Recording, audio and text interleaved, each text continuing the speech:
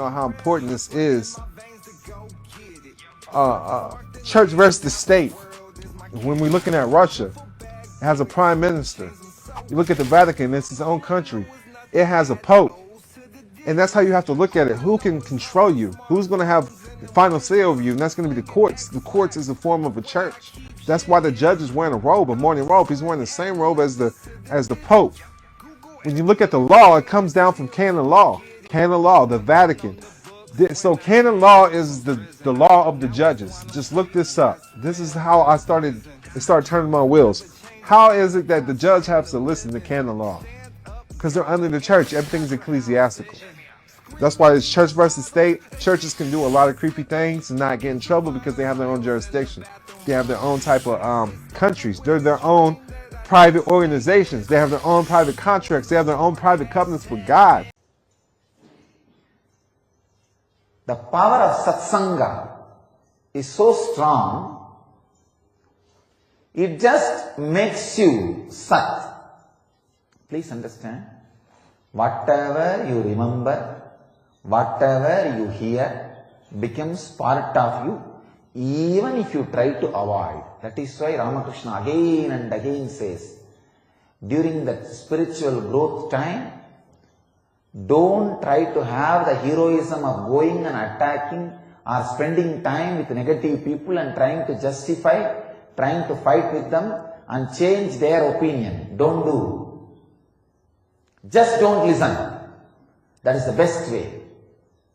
Understand? Ramakrishna says, when a banyan tree is sprouting and growing, even a small goat can destroy it. But if it grows, even elephant cannot do anything. You can tie the elephant in the tree, nothing can be done. But when you are growing, you are just a sapling, plant. A small goat can come and spend half an hour with you and destroy your growth. Don't allow that to happen. Don't think, no, I'll face him, I'll change his logic. No, negativity is sometimes more appealing to you than positive experience, because 80% of you is still in unconscious. I could see during this scandal, so many wonderful disciples, possibility of getting enlightened. They would have just flowered into enlightenment. Just 1 or 2 sessions with unconscious negative people, enough. They were able to destroy the possibility of enlightenment, the very root of Vidarka. Understand? Whenever Krishna says very beautifully, he gives freedom for enlightened beings to do anything. See, enlightened beings have no rule. They can do anything. But he puts one restriction on enlightened beings. They have no right to destroy anybody's faith on anything, even if it is low, dull, muda. He says, very word, even it is a foolish faith. If somebody has a faith on a small stone, the corner of the village, and does puja to that everything, or sacrifices goat, from the viewpoint of an enlightened being, it is very third rate. How can God ask for his own child, a goat? How can animal sacrifice be allowed? It's such a foolishness. I should destroy his faith. Krishna says no. He says no. Even if it is very low level form of faith, you have no right to destroy it. He says, through that they will come step by step, higher and higher, will reach me. Even if it is a muda, the foolishness, superstitious worship, because of their attitude of worshipping, I myself accept that worship in different forms, the names in which they are calling me. That is why Ramakrishna, even after becoming enlightened, realizing his avataric mission, establishing a group of sannyas disciples, he says, I know I cannot accept animal sacrifice, but I will not stop the animal sacrifice in Kali temple, where he is a priest, he is a chief priest and he is the practically owner. His word is a direct word of Kali Devi in Dakshineshwar Kali temple. If he wanted in one word, he could have stopped the animal sacrifice. He says, no, I will not disturb their faith. It may not be right. It may not lead them to enlightenment. It may not be right as per my experience. It may not give them the ultimate, but I have no right to destroy anybody's faith, even if it is superstitious. Krishna says, even enlightened beings have no right to destroy somebody's faith, even if it is lowest form. Even if enlightened beings have no right to destroy the lowest form of a faith, what right the lowest fellows have to destroy the faith on enlightened beings? They do not know in what kind of mess they are getting into. Destroying the faith on an enlightened being is the worst conspiracy against the cosmos. I heard there are a few ex-disciples claiming that they are enlightened. Just a few days before I got the news. I said, that's great. If they are, then they should have created their mission. Not that they will be hurting my mission. See, when I grew, when I felt I am much more, I have experienced more, I am growing more, I did not destroy Ramakrishna mission, where I started growing. I just started creating my mission, that's all. When a real growth happens, whether as an enlightenment or realization or experience, you will create your mission, that's all. I just created Nityananda mission. I did not go and spend my time or waste my time in destroying Ramakrishna mission or catching all the Ramakrishna mission disciples and telling them this is what happens there, that is what happens there, destroying their faith. No. Understand, when spiritual growth or enlightenment happens to you, this is the scale. You will create your mission. You will never destroy somebody's faith on anybody, on anything else, even if it is lowest form. Do not have the repenting mood. Do not have guilt. Do not feel bad. Your religion teaches many gods.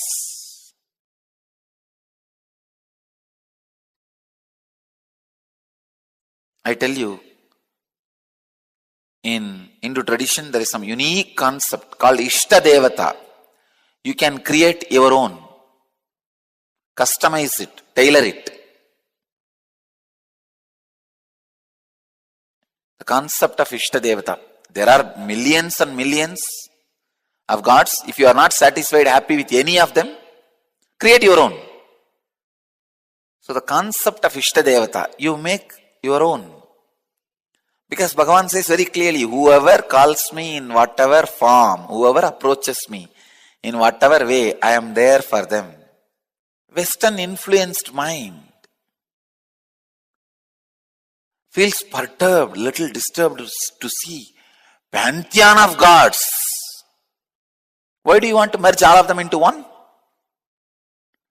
Feel safe, you are under control? No. Each deity is an independent God. Relate with the deity, connect through the deity, and experience the source. Today I am continuing on the same sutras. Yesterday's sutras. 119th sutra, chapter 3rd and 30th verse, 1/3 verse. Altered states of awareness. Etena bhuta indriyeshu dharma lakshana avastha parinama vyakyataha. I think I read out the translation yesterday. Today I'll start exploring one dimension of this sutra. Yesterday I was revealing one truth related to the sutra.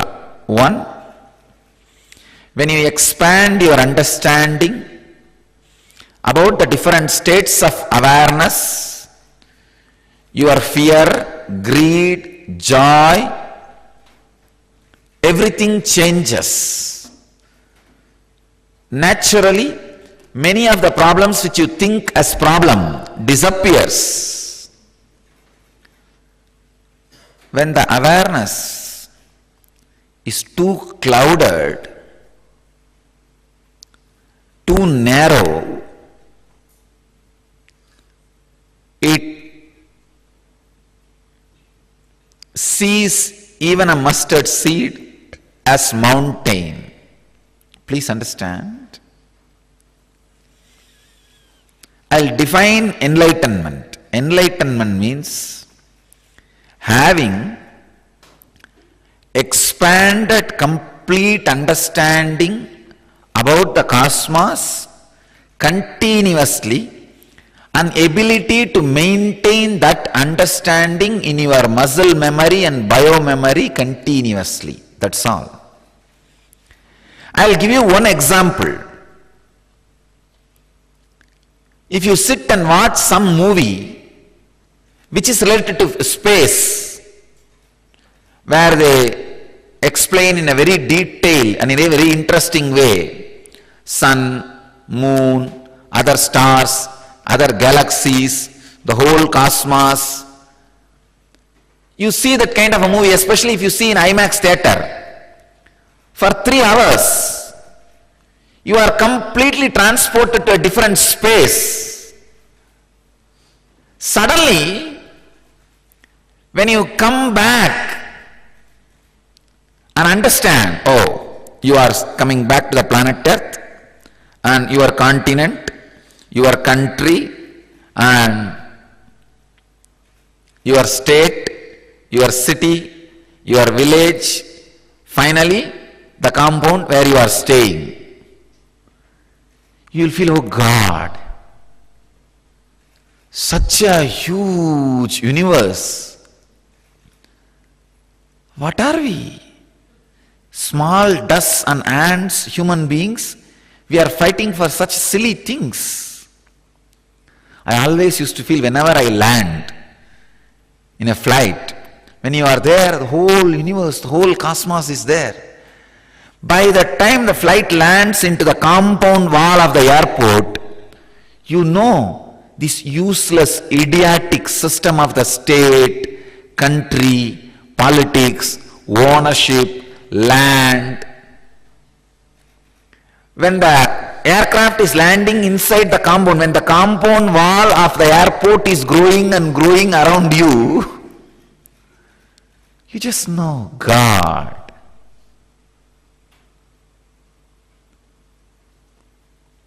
Where was I and where am I?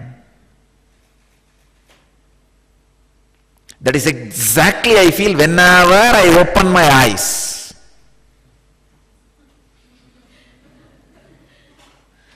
Where was I? Where am I?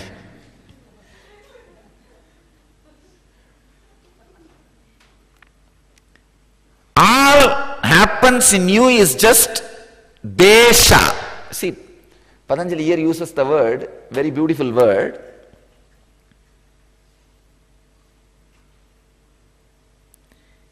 He uses the word bhuta. Just you had an understanding about bhuta, elements. For the 2 hours when you saw that IMAX movie, or the 2 hours when you are in the flight, you had a broad understanding about elements, that's all. Just that one understanding has suddenly shifted you to a different space. If you can catch what I am saying, you will understand.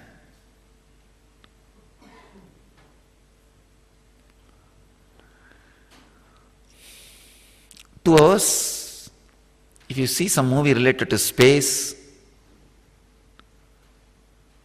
and slowly get back to this so-called ugly, dirty, third-rate,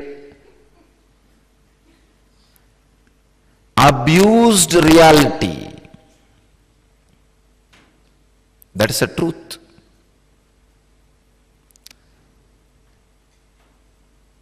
The moment you enter land, the moment aircraft lands on the airport, you know your very consciousness is getting into a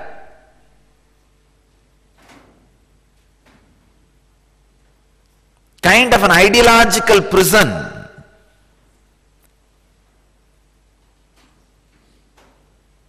Wow, now it is this state, this country, these are the law, these are the rule, these are the regulation, this is the way you are supposed to act.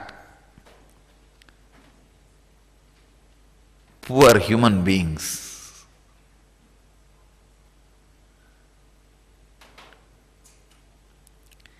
If you just have the understanding of an element for only 2-3 hours, how you feel when you come back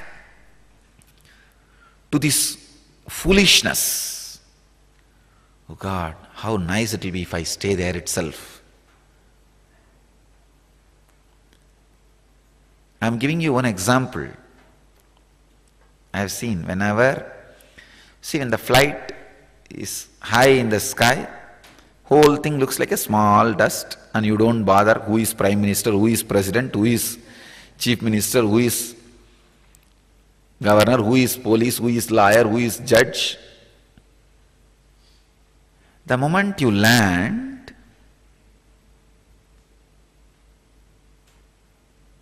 especially slowly when the walls of the airport is seen bigger and bigger, from there if you see, actually it looks like a matchsticks arranged. When the matchsticks grow to a 10 feet wall, and when you come down, suddenly you realize, oh God, you are in a large prison. Understanding about one element for few hours itself can give such a liberated experience. Then understand all the 5 important factors: time, element, state, awareness, and sense organs. If you understand all these 5 in a very broad way, then understand the depth of the freedom you will experience.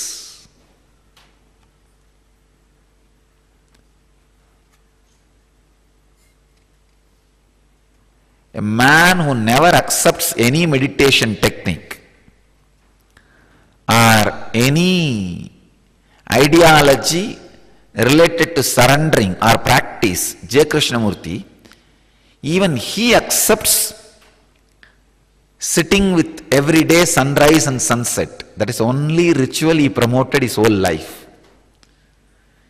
During sunrise and sunset, he asks you to sit and surrender yourself to the whole. It's a very powerful technique, I tell you. Just during sunrise and sunset, sit. You will suddenly feel, God, universe is too big. Your problems are too small. The foolish few thousand, few hundred acres which you can fence it and have it as yours.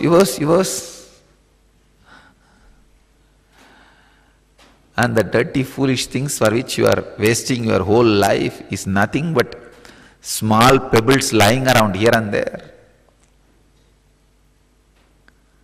And the diamond and gold for which you sacrifice your whole life.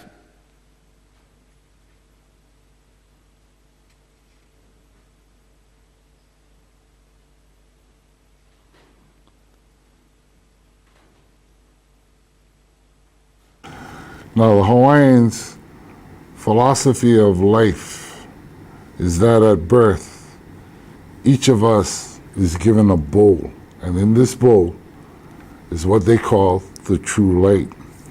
Remembering that the Hawaiian way of speaking is to do it in metaphors, and the bowl is a metaphor for your body. The light is you.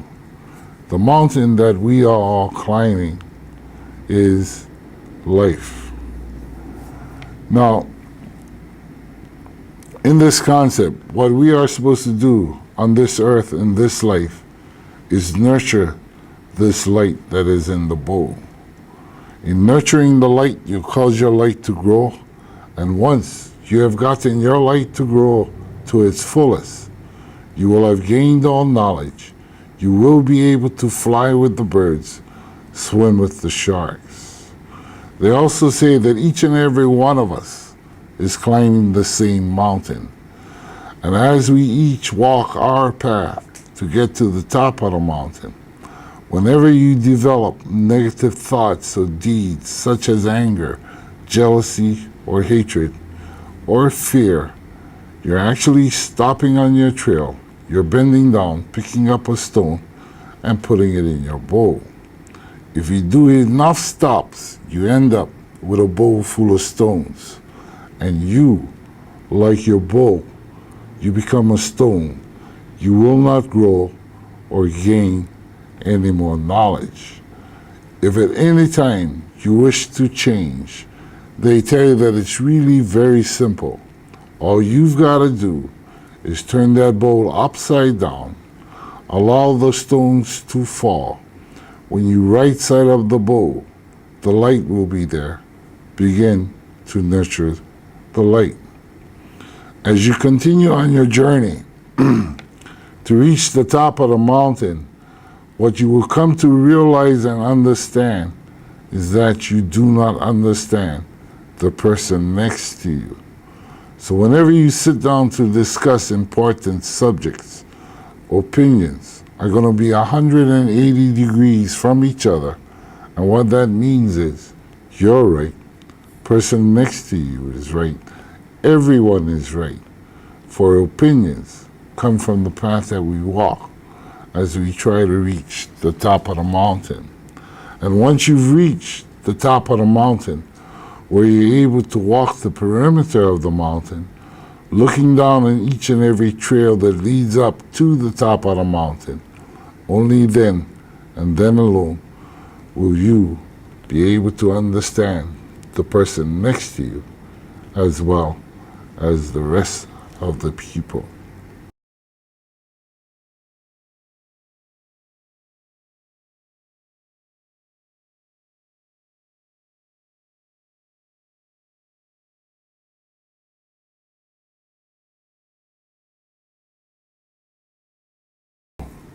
In our Polynesian and Hawaiian traditions, as well as in the ancient temples of India, what they call Na'ako stone tablets. The stone tablets speaks of a land and a civilization called Mu, spelled M-U. The tablets say that this land of Mu was the motherland of man. And Mu is said to have been from Fiji to Easter Island, extending north beyond the Hawaiian Islands. Our tradition says that this land of Mu rose 3 times and then sank through volcanic action, and what's left is Fiji, Easter Island, Tahiti, and these islands. Today, we have a fish that we call the Mu. And if you have seen the fish called the Mu, or if you ever see the fish called the Mu, look into the mouth of the Mu. The teeth that is in the Mu will resemble human molars. The Mu is a symbol for us of the ancestors that went down with its destruction. We also have an ancient chant of Molokai that speaks of the first Polynesians that arrived here. And when they arrive here, there is a race of people living here that refer to these islands and themselves as Mu. Mu is your native Hawaiian.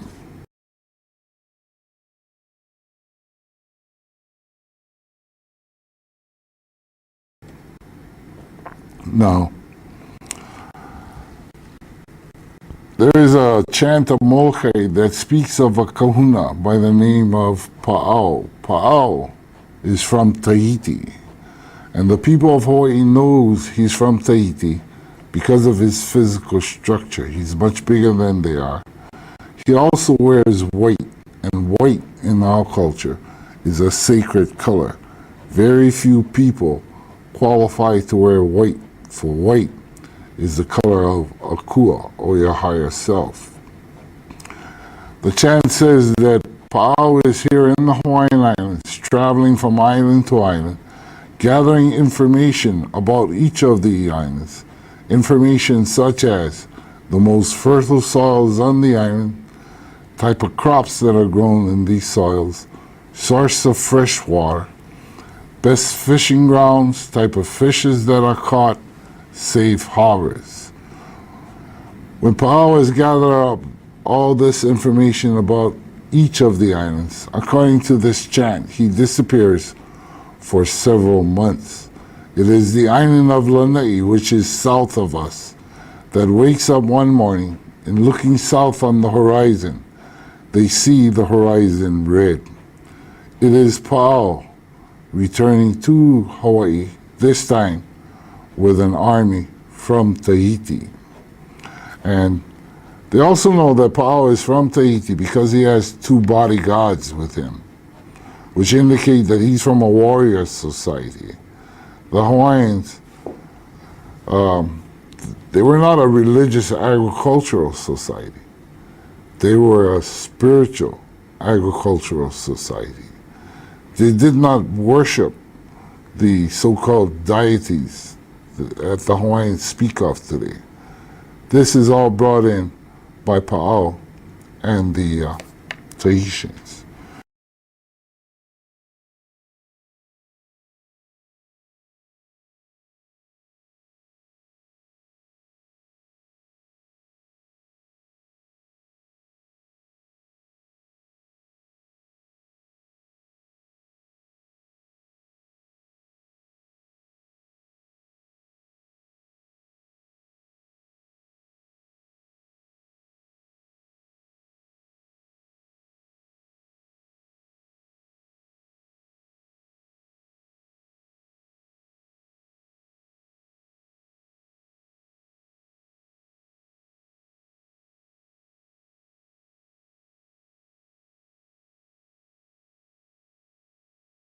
Say 1 AD to 1000 AD, and this period I'll be referring to it as Ohana.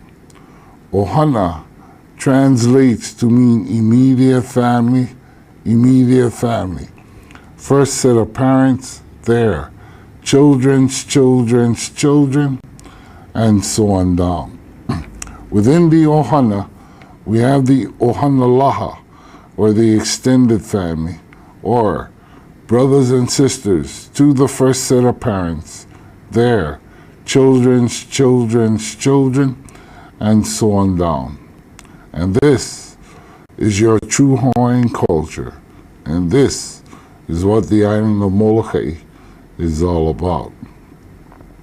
Now today, the Pacific Archaeological Society is saying that they're able to trace the Polynesians clear back to the area of Malaysia. They're saying that the Polynesians were driven out from this area by the warlike tribes of the area around 400 BC, began to explore, discover, and settle the Pacific Ocean, starting with the Southeast Asian islands, and then Micronesia, Melanesia, Polynesia.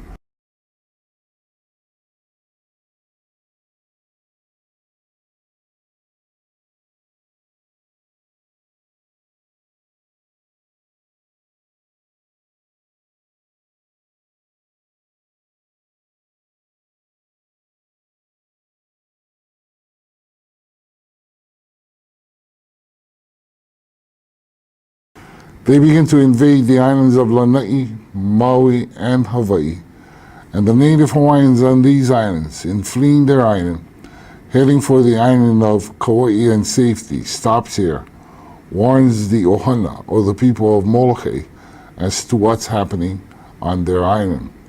The people of Molokai congregate on our southern coastline and wait for the Tahitians. When the Tahitian war canoes appear on the ocean approaching the island of Molokai, when these canoes are said to be close enough, the people of Molokai then begin to chant.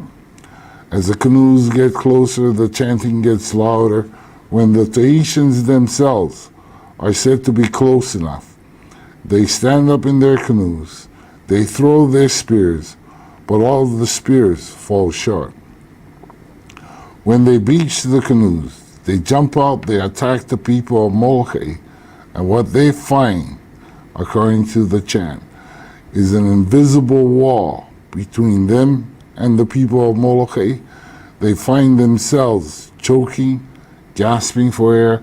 They find themselves literally being picked up and flung back into the ocean.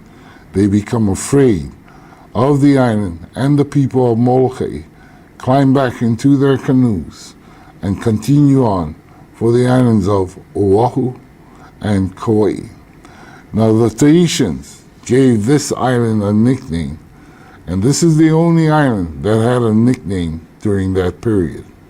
They nicknamed Molokai Pule O'o.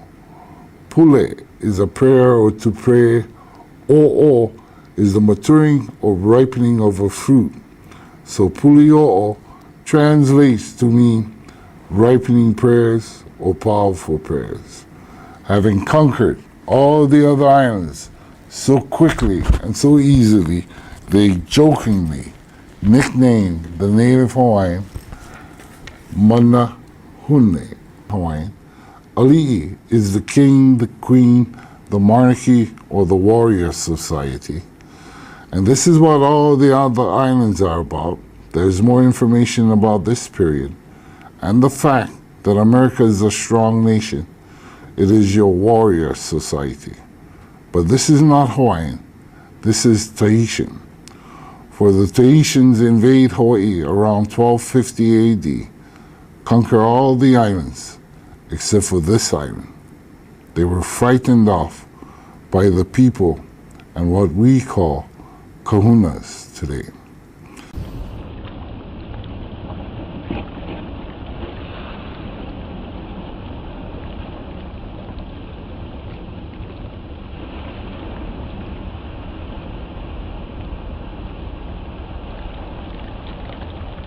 I was born in a place called the 11th heaven. And at the 11th heaven is where the ancestors had gone to retrieve the bowls of knowledge. And that's where I was born. A place called Pukalehua, the doorway to heaven.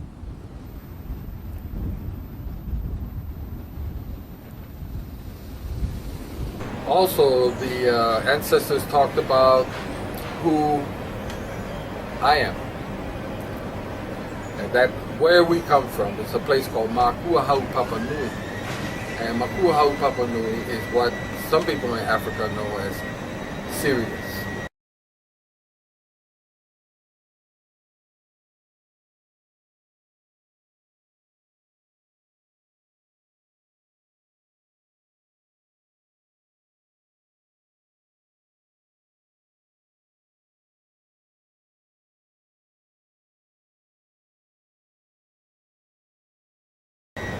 Therefore, we are considered to be the temple builders, and we are in the process. Earlier we were speaking, we have temples for certain gods, goddesses, etc. And I'm in the process of rebuilding or building a place for fertility, peace, harmony, good health, etc.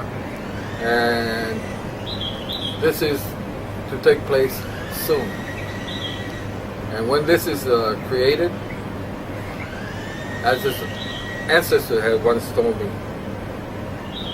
you have to live. The question always comes up, who are you? Who are you?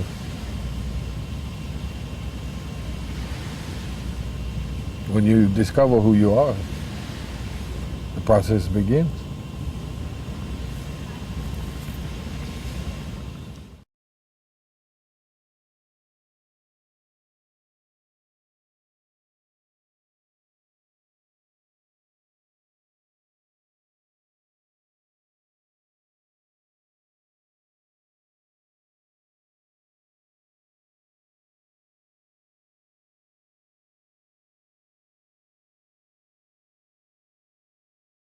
So historiography in Hawaii. First of all, what's historiography? Very easy definition. Historiography is the process of the creation of history. It's not history, it's the process. So this is a history book. How did this person get this information? Who did they talk to? Who did they not talk to? Every history that's ever been written is exclusionary. Now that sounds awful, but it has to be. You cannot talk to everyone. If you're writing a book, a history of World War II, you're going to go talk to 20 million people? No. You're going to choose, right? And sometimes those choices are purposeful, sometimes they're just, you only have so much time. So in your history, did you talk mostly to older folks and not younger? Mostly men and not women? Mostly Native Americans and not these folks, or white folks and not these folks, and so forth? That all makes up your historiography. Okay? So historiography is that process. The process of the creation of history in Hawaii has been flawed for over 100 years. I call it the 6%. Approximately 95% of the published materials about Hawaii and Hawaiians comes from English language sources. 95%. And that's a low estimate, I bet. If you go into the library and you pull up histories of Hawaii, and you have 100 books, at least 95 of those are going to be sourced only from English language sources. Now, does that mean it's all lies? No. No, I'm not saying that. I'm saying you've got one part of the story. Hawaiians wrote prolifically, yeah?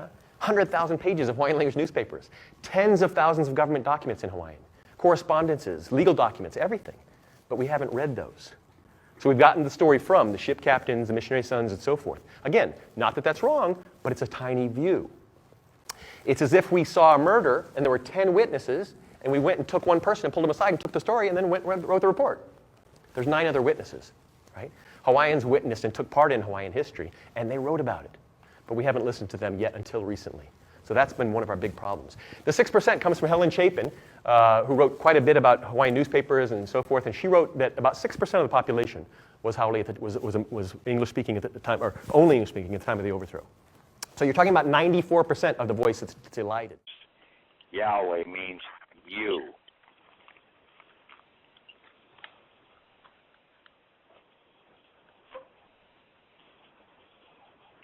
It's always meant you. Interesting. Yeah, you've got to have the faith and belief. And everybody has a different knowledge of faith and belief. So everybody has a different God. Because that's what a faith and belief establishes, is the God. For your grounds of dominion. Okay? There is 2 different sets of codes here. Okay? We're not really operating by codes. We're operating by real law. Okay? Anybody but, like, all these people that are on the Skype group and everything else that keep wanting to use the UC or the USC codes and the state codes and everything else, they're wrong. Okay? You're going to get bits and pieces. You're working in their world now. Okay? You want to stand over them. And the only way you can stand over them is to use the UCC, which is basically copyrighted out of the Church of Rome, and that goes back to the Roman law system that is superior to all of these constitutional state national governments. Okay? These national governments are just chartered. Okay? They're chartered by the people. But the UCC is superior to all of those charters. That's what I get upset about on Skype and everything else, about people wanting to constantly use the damn USC codes or Code of Federal Regulations or anything like that. They're not ours. And that UCC is not a federal copyrighted instrument. So I don't know whether it's Chris or Gavin or whoever basically put that bullshit out, but that's total bullshit. They don't understand the whole process. I've tried to break this thing down. I posted 2 paragraphs up there this morning on Skype about going in here. We are a Christian. This is supposed to be under the Roman Christian Empire right now. To be a Christian, you have to be baptized. To be baptized, you are supposed to be given the item to forgive all of your original sins or original debts. The means to forgive them. That means you give a letter of credit. And then your credits are supposed to be honored out here, but they do not honor them right away. They put them into a holding pattern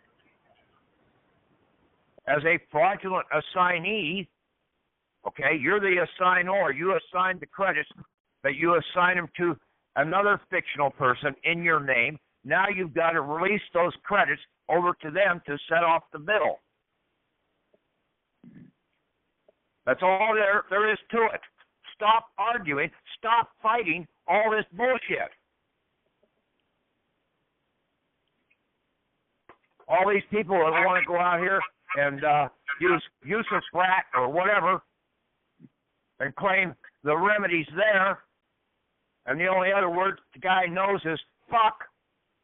Come on, people, wake up. That guy don't know what the hell he's talking about. I won't mention any names on that one. But it was on a talk show here this last week. And then all these other talk shows out here that completely, continuously go off in a wrong direction. When I've tried to put the information out here, I'm not apologizing for anything I do anymore.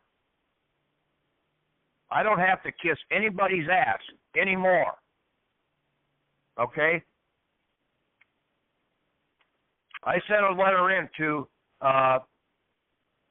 the Kansas City Financial Center with my DD-214. I told people that basically these things might take up to 30 days in the process. Well, basically that one that I sent into Kansas City ended up going to Philadelphia. Okay? Because that's really where the DD-214, because you're coming in under your selected service number, which is an 11-digit number, and basically when you get it down and deposited down at your county or your county recorder's office, it now becomes a land record. Just like your baptismal or your birth certificate is a land record. Okay? So you have to go to the du jour place to where the vessels were basically built. Philadelphia Shipyard. Treasury Shipyard. There is no shipyard in Kansas City, but yet it's still a port of entry in the process. It's the western port of entry for the Treasury system. The Department of the Treasury is the de jure treasury of the country. It was set up by Alexander Hamilton, a traitor to this country. It was for the corporations, to allow the corporations to have a banking system. Congress did not fulfill their obligation and put a monetary system in place for the people. That's the problem.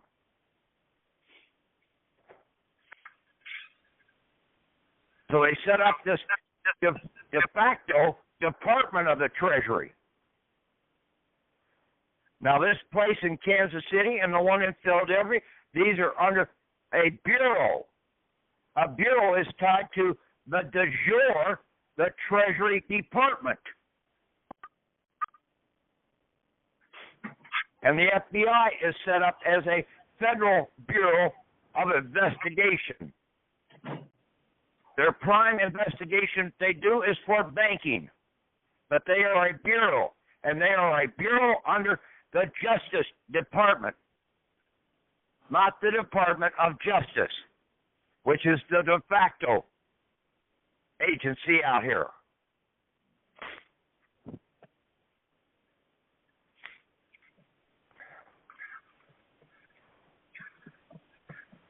The little letter that came back with my statement from them, okay, and it came back from Philadelphia, but it came back from the Social Security office in Philadelphia because it had to be processed through that side. It came from the Social Security Administration, Mid-Atlantic Social Security Center, 300 Spring Garden Street, Philadelphia, PA. They said to process your report, we need the Social Security number on which you receive benefits, the Social Security number plus letter on previous letters you received from us. Please show the full 9-digit Social Security number in the box below and return this form with the enclosed correspondent. We can also process an address change by phone. Please call us at this number. If you call, you do not need to return this form. Thank you. And then it has one blank there for Social Security number plus letter after the number. And then the next one they have in yellow, that one's circled and basically got an X saying that they definitely need that. And then they have another one, your Social Security claim number, if dimmered from above. That's all I need to send back to them and have this processed. But you're not going to find this information out unless you get off your asses and get this shit out in the mail and know what the hell you're talking about and stay the hell away from all their fraudulent codes because that will put you right back in under their system.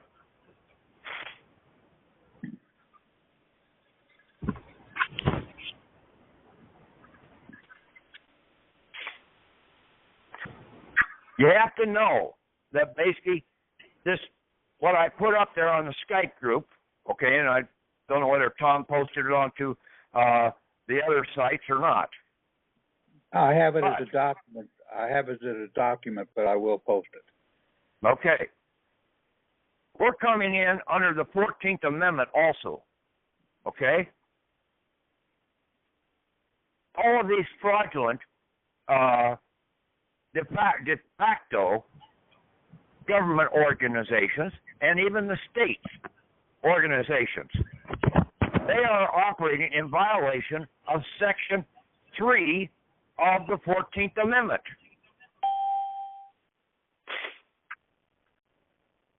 Can the FBI arrest a sheriff?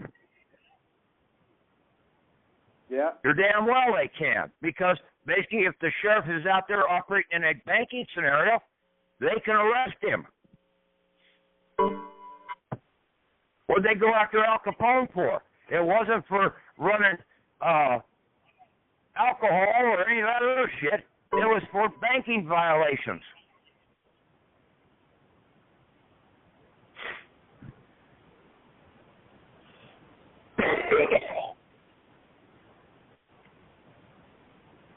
What are half the people in jail for? For basically putting fraudulent banking instruments into circulation.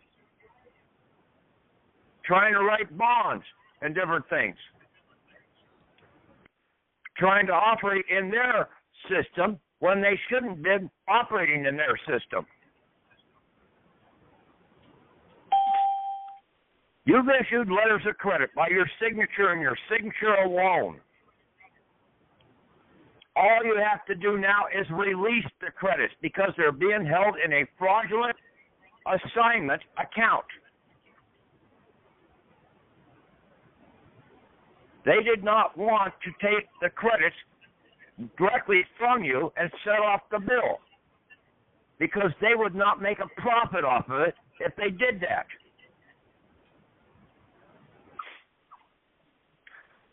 You have to know where the fraud is. You have to be able to prove the fraud. And then you have to go to the right people claiming the fraud. Okay? You don't go to the state courts and try and get protection from them because they're involved in the damn fraud anyway. You got to go to the FBI, the federal banking investigators, or to the attorney generals, or to the inspector generals, banking inspector generals that are operating out of the bureaus, not out of the departments of things. Department of anything out here, state of. Those are derivatives of the original. They're the fraud.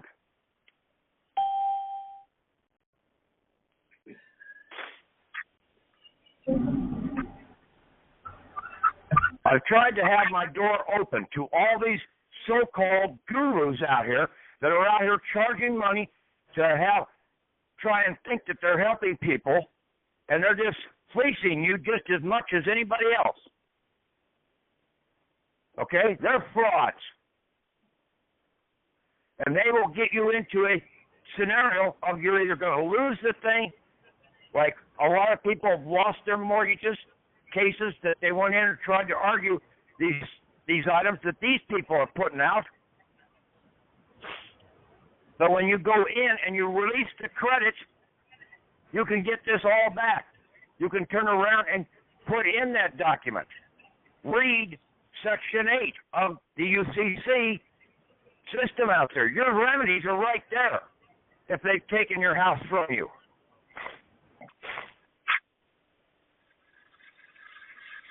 Section 109 talks about fraud itself. We don't have to do a UCC 1 or UCC 3 or any of that. Those items are strictly for the corporations because they have to give themselves form. We have form. We have substance. We know where the fuck we stand. They don't know where they stand. They stand anywhere they want to because they're just a spiritual or a fictional person. That's why you can never tie them down. You got to get one of those Ghostbuster guns and zap them.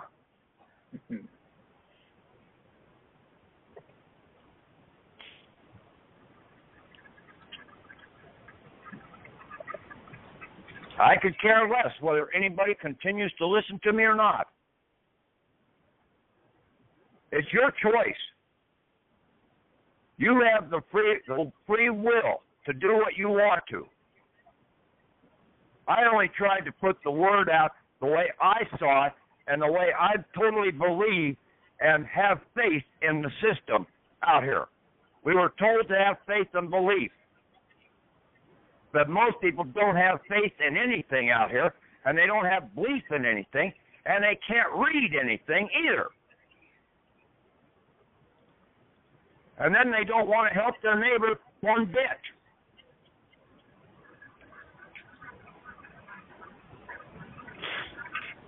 They sit there like bumps on the wall, closed mouth. Well, I'm going to wait until somebody comes out and actually proves some of this stuff to me. Well, that's total bullshit.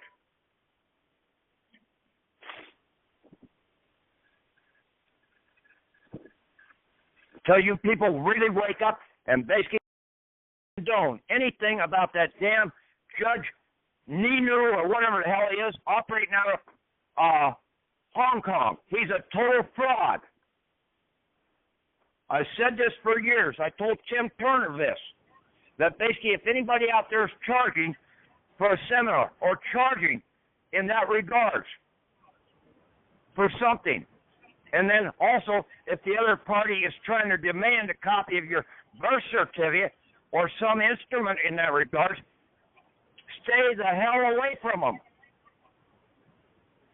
They know what the hell all they need is several numbers, and they can go in and pilfer your accounts.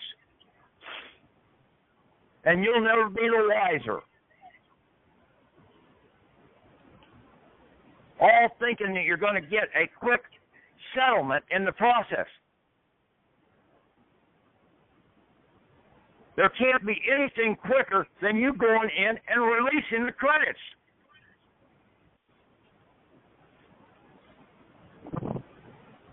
And then you've got the real law standing on your side in the process. The 14th Amendment and the UCC, which is a total, that whole UCC is over Europe, it's over every state in this country. It wasn't written up by the federal government of this country, it was written up out of Rome. And then your baptismal certificate proves that you are a Roman citizen under Roman Christian law.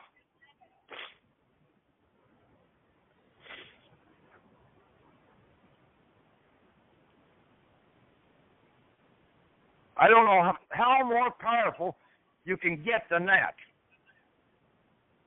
And then these courts will shut down, because when you understand that you can take and put these judges in jail for 5 years just under Section 3, and then also under Section 4 of the 14th Amendment, and like my UCC FBI warning statement there, 5 years in prison or $250,000 fine. That's on the government side. Your side, for harm caused by them, is $250,000 a day.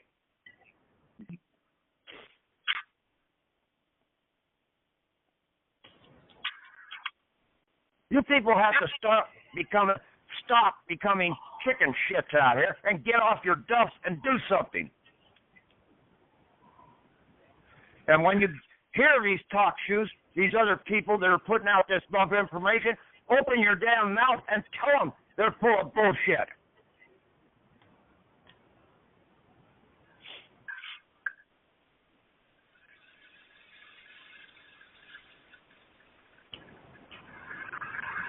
Okay, I'm done ranting and raving. It's up to you guys now to start opening up your mouth if you want to. Otherwise, this may be the... You are not to pay anything out of your back pocket. Your back pocket is for your estate. That's your property. But if you do pay out of your back pocket, you're going to turn in and take your receipts in and get the credits back, because there's two credits sitting there. One that you paid out of your back pocket, and then the other one that they borrowed against our accounts out here to fund the corporations to build the damn thing. That was the problem with all these patriot gurus and everything out here. They never understood the monetary system.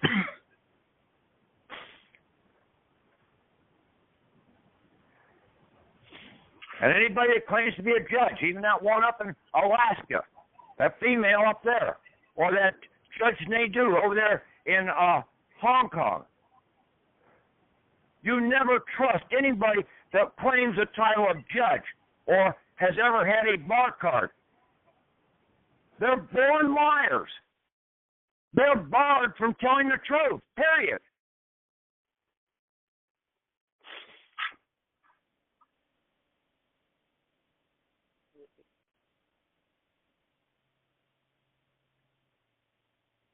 Just like that fraud, that three-letter word or three-word name guy that claims to be have an IQ of 200 and some. He's a 200 and dot zip dick shit, in my opinion. David Wynn Miller, trying to use fraudulent word usage into a damn court system because he's working with the damn bar attorneys throwing this shit out. He's got everything that he's done copyrighted. Right there, you know that something's definitely wrong with that guy. Anybody that copyrights their shit and doesn't put it out freely, they're a total fraud. Information is free.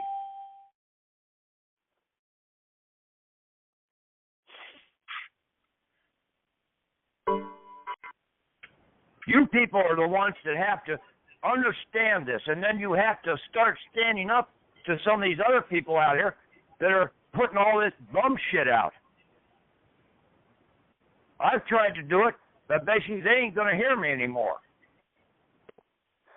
Not one of them has made a call to me.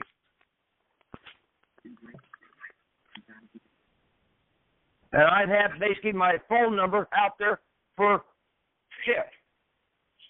5, 6 years now?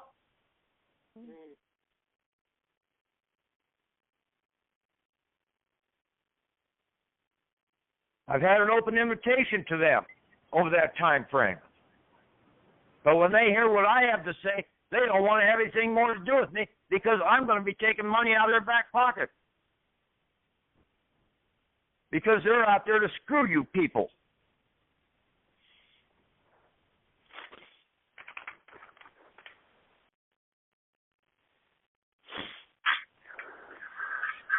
Okay. I'll wind down here a little. You guys open up. He says, I got two more questions. He says, who is God? He says, well, that's probably the easiest question I've been asked since I started this. Now, remember I said at the beginning of this seminar, what is a thought? Hold a thought in your hand. A thought is not of this world. Okay, everyone in this room studies this word God. Matter of fact, we have 5,000 different sounds of words for the word God. It's a very unique word. Now, you also, when you study God, you also study the devil, or what evil is. So you have to, it's called perspective. You have to know what's good and you have to know what's bad. So you have an understanding of what choice is. Now, because you have choice, you can choose to be a good person or a bad person. Now, everyone in this room, you will read different books at different ages, at different times. You will talk to different people, your brothers, your sisters, your parents, your ministers at the school, at the church, teachers, and all through life you accumulate information.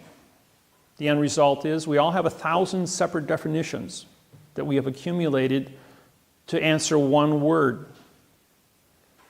So, and that word, God, because you all have 1,000 different sources of research to answer that one word, now says that God has created man's image. Image, imagination, creation, art. So each one of you formulates your own definition based on your own subjective interpretation of your own educational capacity, your own IQ. IQ is based on the amount of percentage of your brain activity that you use for thinking. To come to a conclusion, to stand in front of a mirror, look at yourself and say, I know who God is, based on these definitions. And no one, I don't care who you are, can tell you who your God is because they weren't there for your 1,000 points of study. And everyone in this room has a different 1,000 points of study and answer the same word. And you also have 1,000 points of study to answer the bad things. What is evil? What is wrong? What is a lie? It's called perspective. So we all choose to be good. We all choose to be correct. And we all choose to stand in front of a mirror and look at yourself and say, I know who God is. And I believe in that person. Or I believe in that entity. And that's the definition of who God was. And everyone in the audience applauded. Because who is it? It's your own subjective interpretation of what you understand that word to mean, based on your ability to look yourself in the eye and say, I accept this to be the fact. And that's as simple as it gets. He says, okay, he says we all agree that that's the definition. He's got one more word for you. What do you know about women? I says, absolutely nothing. He says, see, you can't answer every question. And 38 women stood up and said, that's the right answer. And all the, and all the men in the audience applauded. Number 6 is, with the correct sentence structure, communication, parse, syntax, grammar. Okay, what does that mean? Well, there's a thing, you hear the word right, you hear the word truth. Truth is an opinion, by the way. Everybody believes in God, that's your truth, but that truth is based on your opinion of subjective interpretation, so therefore truth is an opinion. And O means no, and PIN means to attach, and ION is contract. So you have no attached contract because your subjective interpretation of your ability to communicate with any other individual is based on that other person's ability to understand what you're saying in the first place, which is babble. Because it's all adverb-verb scenario. Now, I may be talking to you in adverb-verb because that's the only language you understand.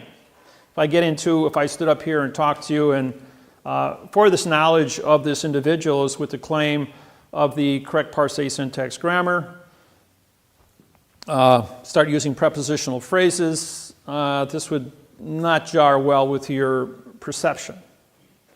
And you'd kind of get lost. So it takes about 200 hours to adapt to this technology. And you will get a migraine headache because you're all brainwashed not to see an article. You might think that's a joke. It's not. Sublimic messaging through TV, radio, newspapers and magazines, school books have been there your whole life, right in front of you. We hide it in plain view, just like we hide a flag in plain view, and we cancel this contract by putting a Coke can on top of the staff, which is a phoenix in this case.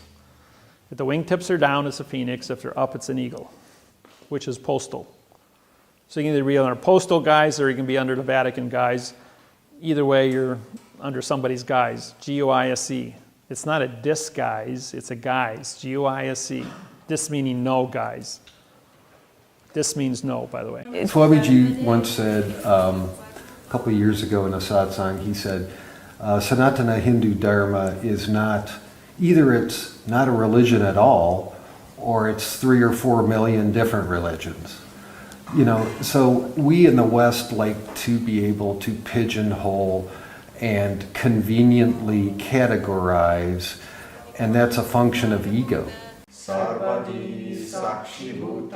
For me, Hinduism, or Sanatana Hindu Dharma, is the essence of Hinduism, is the realization and the experience that you and I and all are oneness. Not just knowing that intellectually, but experiencing that all are oneness.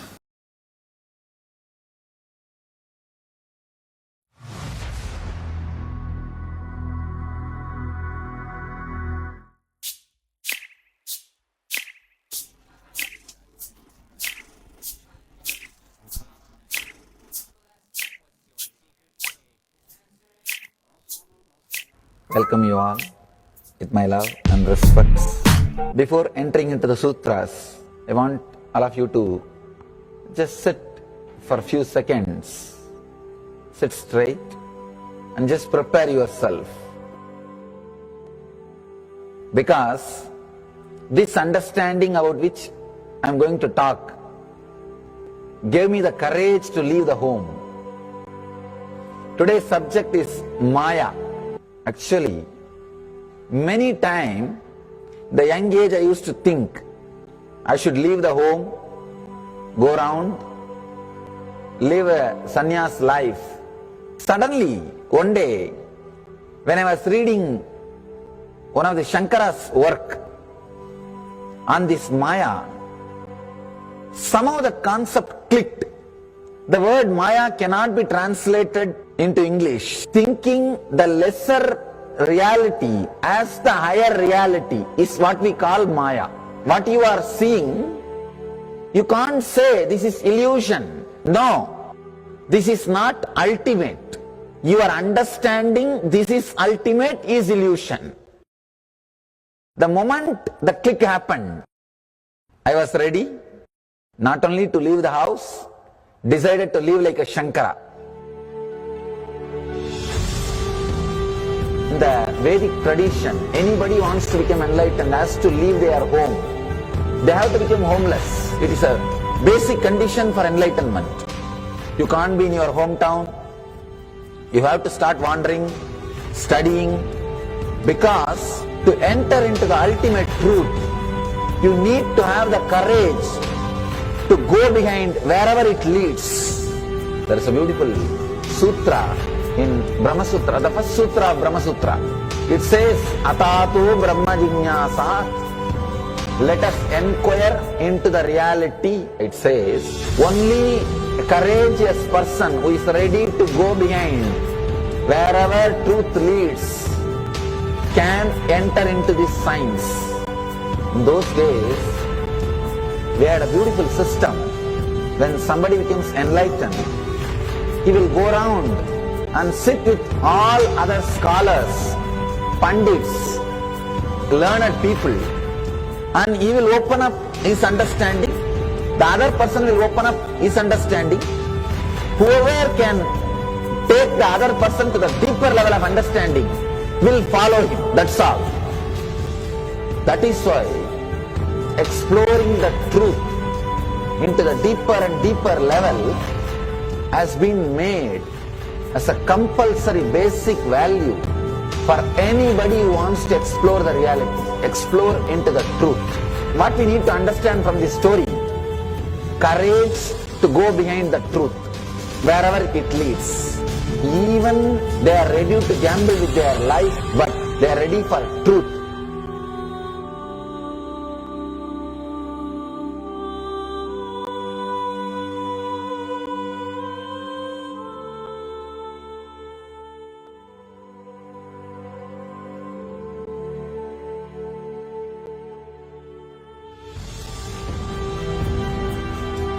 If you accept or start working on the reality, whatever you see can be Maya. It feels as if the ground on which you are standing is opening or giving way, is taken away. It needs courage. It may suddenly open a new door to you. You must be able to go into the door, only then you can see the next door. Because I am trying to reproduce the same understanding and experience which happened in me. Understand? When I understood that Maya, the concept of Maya, it gave me so much of joy and courage to do anything. I decided I will live like a Shankara. There is every possibility you will catch the glimpse. I am not telling you will run away from a home. You will have the same energy and excitement and liberation when you realize this truth. If this one concept Maya is understood logically by you, no suffering can make low curve in you. Nobody can exploit you easily. If you can just open that courage, this understanding can open new doors for you. If you understand this clearly, you will have the courage. If you have little courage, you will have understanding. It's like a circle. Who will start first? I represent Kailasa nation led by Supreme Pontiff of Hinduism, Sri Nityananda Paramashiva, which speaks on behalf of 2 billion Hindus around the world who do not have a voice representing them in these international forums.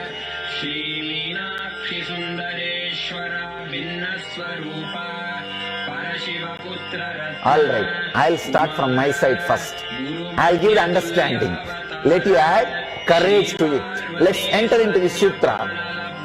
Illusions deceive, colors circumscribe, even divisibles are indivisible. Look becomes Shiva.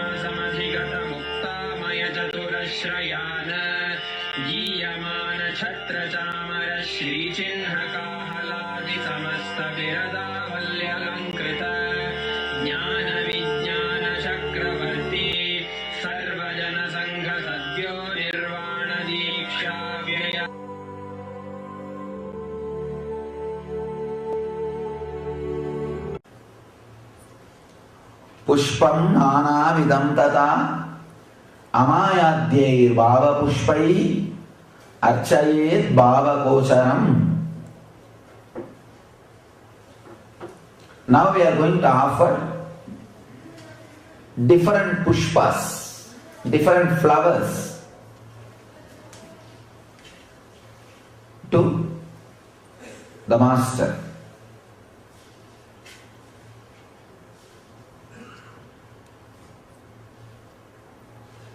First flower is Amayam. Let me read the whole sutra, then you will be able to understand. Amayam anahankaram aragam amadam tata amogagam adambam cha advesha akshauva kautata amatsaryam alobam cha dasa pushpam vidurbuta. If you see, if you count, it will be 10 pushpas. First flower is Amayam. Maya means illusion. Amayam means your being which is not in illusion.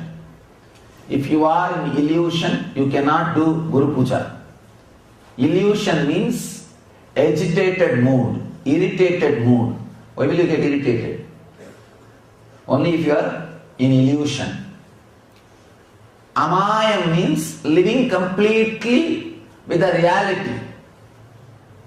Living with what is. This one word Maya created enough of confusion in the Vedantic philosophy.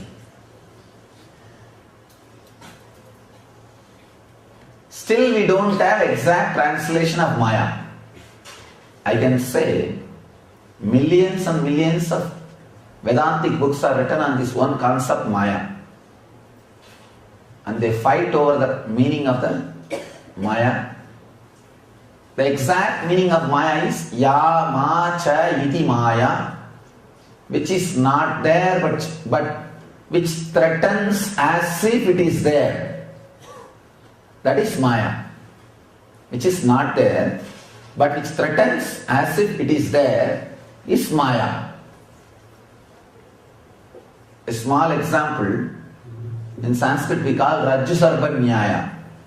Rajju Sarpa Nyaya means the snake and the rope. The night time, if you walk in your garden or in your farm, a small rope is lying there. And that time only there will be small breeze and one corner of the rope will move. First thought, what will happen? It will not be just a thought. The whole Swadhisthana will shake. If you are little courageous, you will rush to bathroom. Or if you are not that courageous, bathroom will rush to you.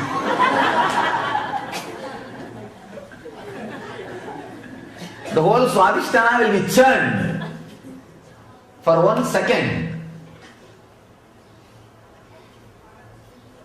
After a few minutes, if you look a little deep, if you look, you will understand, just a rope.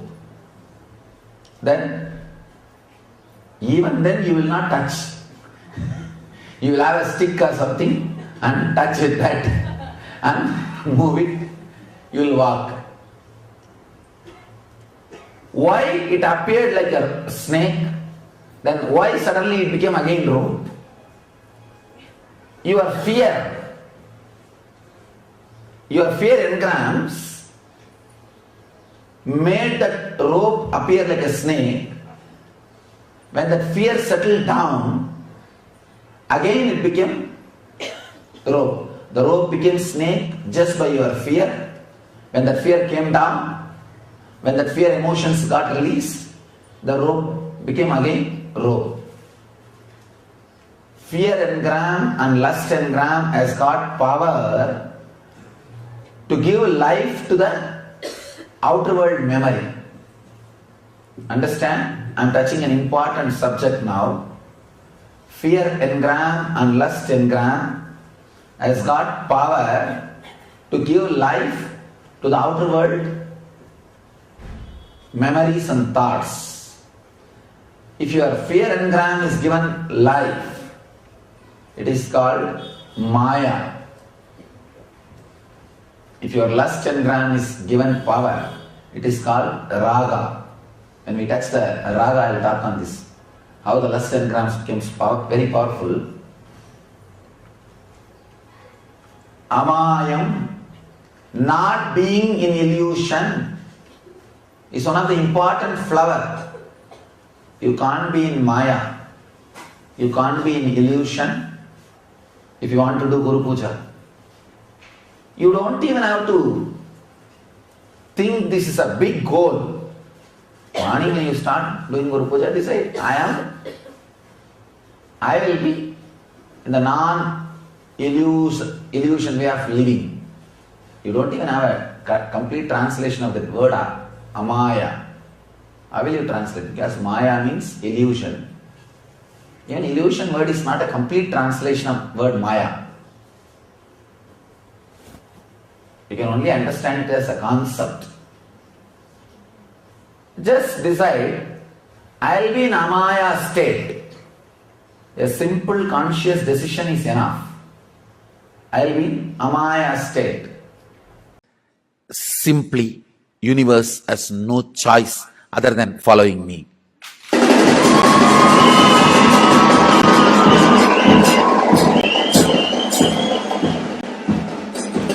I know for what I have come, and universe has no choice. Simply it has to follow me. If it wants the breakthrough, if it wants to exist, and universe by its nature wants to have continuous breakthroughs. Expansion is universe. Understand? Expansion is universe.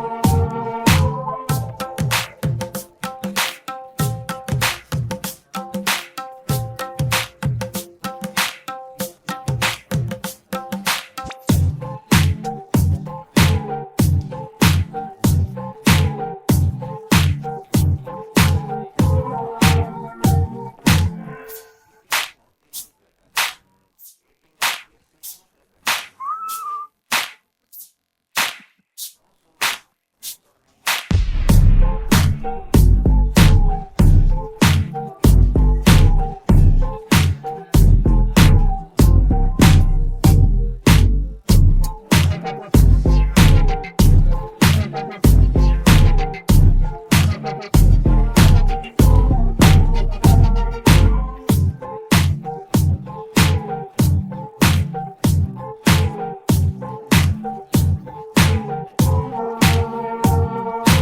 with independence, independent of self, is true mother worship. Let's redefine slavery. If you have to pay rent or a mortgage, those are slavery constructs built in.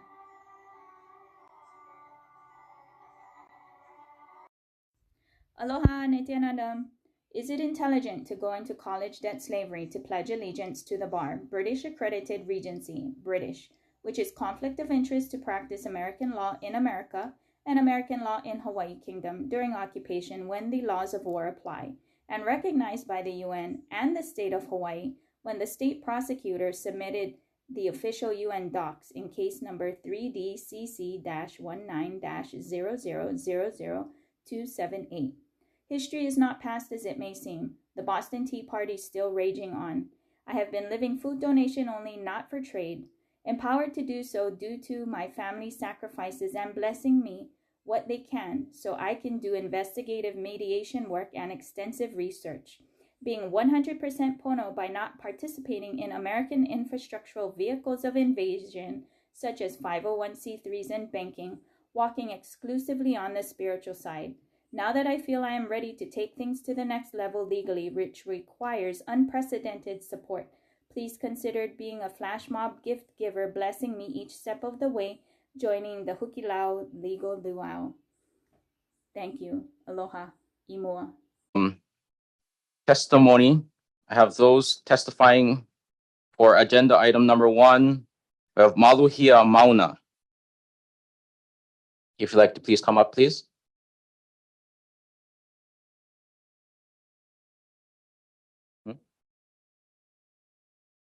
Oh, okay.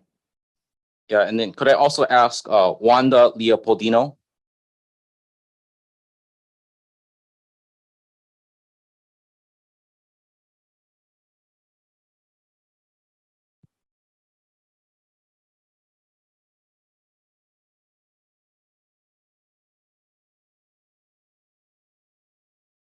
Okay.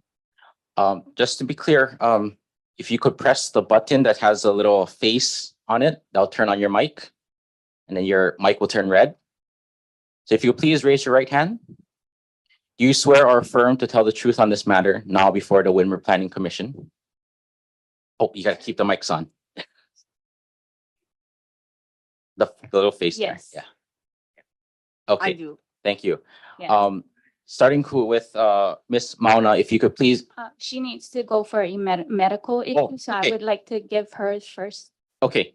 So we'll go with Miss Leopoldino. Miss Mauna.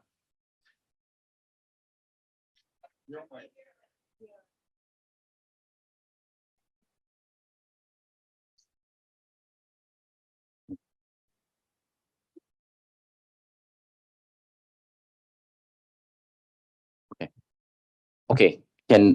Is this better? Okay. I will speak loud.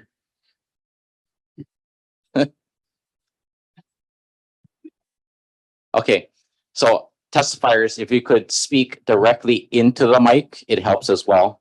So if you could please press the button in front to turn on your mic, Miss Mauna. Yes. Okay.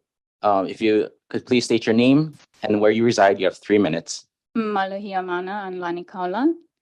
Thank you for your time. I will take a moment of prayer for oneness with all who you call upon as God. Thank you. As a divine woman, mother, and diplomat doing investigative mediation, Uttamottama Seva to ancestors, family, humanity, Guru, Shishesha, Parampara, Cosmos, Paramashiva, God, this Shivaratri, I do not understand, I do not accept, I do not consent, I do not acquiesce to contract offers and rebut all assumptions and presumptions of joinder. This is for Agenda 1, 2, and 3. Broken treaties are broken contracts. Force majeure is a legal remedy for this extended legal misunderstanding, making all contracts null and void since January 17, 1893. In court, force majeure is very successful. Most here are not at court witnessing land reclamation processes correcting defective title. There should be a military Navy JAG officer here present today, actually and factually, fully to protect those who identify as U.S. citizens and American nationals, and the U.S. to activate martial law to reflect Hawaii Kingdom, who has been since day one in honorable conduct in their Article 37 of the Hawaiian Constitution with additional direct order not to pick up arms. President Cleveland restored Hawaii Kingdom to Queen Liliuokalani in December of 1893, mutually acknowledged. U.S. is choosing to remain in executing subjugation strategies, executing slow genocide methods through agents which include this board. State of Hawaii has a Duns and Bradstreet number corporation operating the front door of the police commission, which I went there and took a photo just to make sure that it's still up to date. Clearly state it operates under the color of authority, assumptions, presumptions, acting, which is not law. I recommend cease and desist because war crimes in a legally declared war zone recognized by the UN in official documents proceedings is war crimes. All birth certificates do not and did not have licensed security and exchange and insurance officers, no full disclosure or prospectus given, making it fraudulent contract, fraudulently acquired by mothers under duress and medications in major medical emergency procedures. In regards to Agenda 1, if going forward, I still am saying first force majeure, but State of Hawaii continues doing what they're doing. Rezoning residential to industrial is letting wolves in the henhouse. Spot zoning is illegal. When permitted use permits more than accomplishes property owners wanting to do.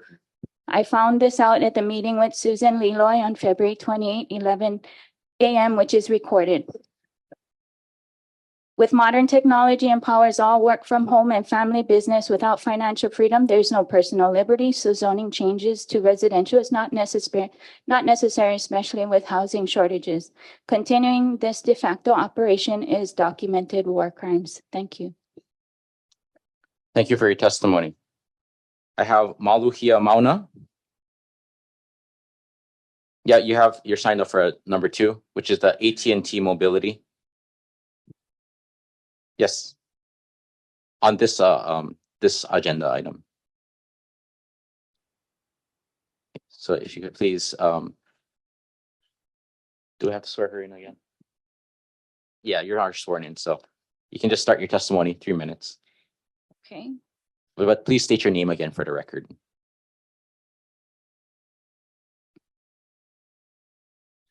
Maluhia Mauna, thank you for your time. I'll take a moment of prayer for oneness with who you call upon as God. Thank you. As a divine woman, mother, and diplomat doing investigative mediation, Uttamotapa Seva to ancestors, family, humanity, Guru, Shishesha Parampara, Cosmos, Paramashiva, God, this Shivaratri, I do not understand. Having a technical difficulty. Our mics do not work right now, so the planning commission is going to be in recess for now. We'll figure out what's going on. Oh, can you try yours? Hello. Okay. There's just a slight, I guess, electrical issue glitch. Okay. We're back in session. Thank you. Please go ahead, Ms. Mona. I do not understand. I do not accept. I do not consent. I do not acquiescence to contract offers and rebut all assumptions and presumptions of joinder. This is for all agendas, including agenda number 2. Broken treaties are broken contracts. Force majeure is a legal remedy for this extended legal misunderstanding, making all contracts null and void since January 17, 1893. In court, force majeure is very successful. Most here are not at court and witnessing land reclamation processes, correcting defective title. There should be a Navy military JAG officer present today, actually and factually, fully to protect those who identify as U.S. citizens and American nationals, and the U.S. to activate martial law to reflect Hawaii Kingdom, who has been since day one in honorable conduct in their Article 37 of the Hawaiian Constitution with additional direct order not to pick up arms. President Cleveland restored Hawaii Kingdom to Queen Liliuokalani in December 1893, mutually acknowledged. U.S. is choosing to remain in executing subjugation strategies, executing slow genocide methods through agents, which include this board. State of Hawaii has a Duns and Bradstreet number corporation operating. The front door of the police commission clearly states today as well that it operates under the color of authority, which is assumptions, presumptions, acting, which is not law. I recommend cease and desist because war crimes is in a legally declared war zone recognized by the UN in official documents. Proceeding is war crimes. All birth certificates do not and did not have a licensed Securities and Exchange and Insurance officer. No full disclosure or prospectus given, making it fraudulent contract, fraudulently acquired by mothers under duress and medicated in a major medical emergency procedure. Continuing this de facto operation is documented war crimes. Thank you. Thank you for your testimony. Have is Maluhia Mauna and Laura Wong.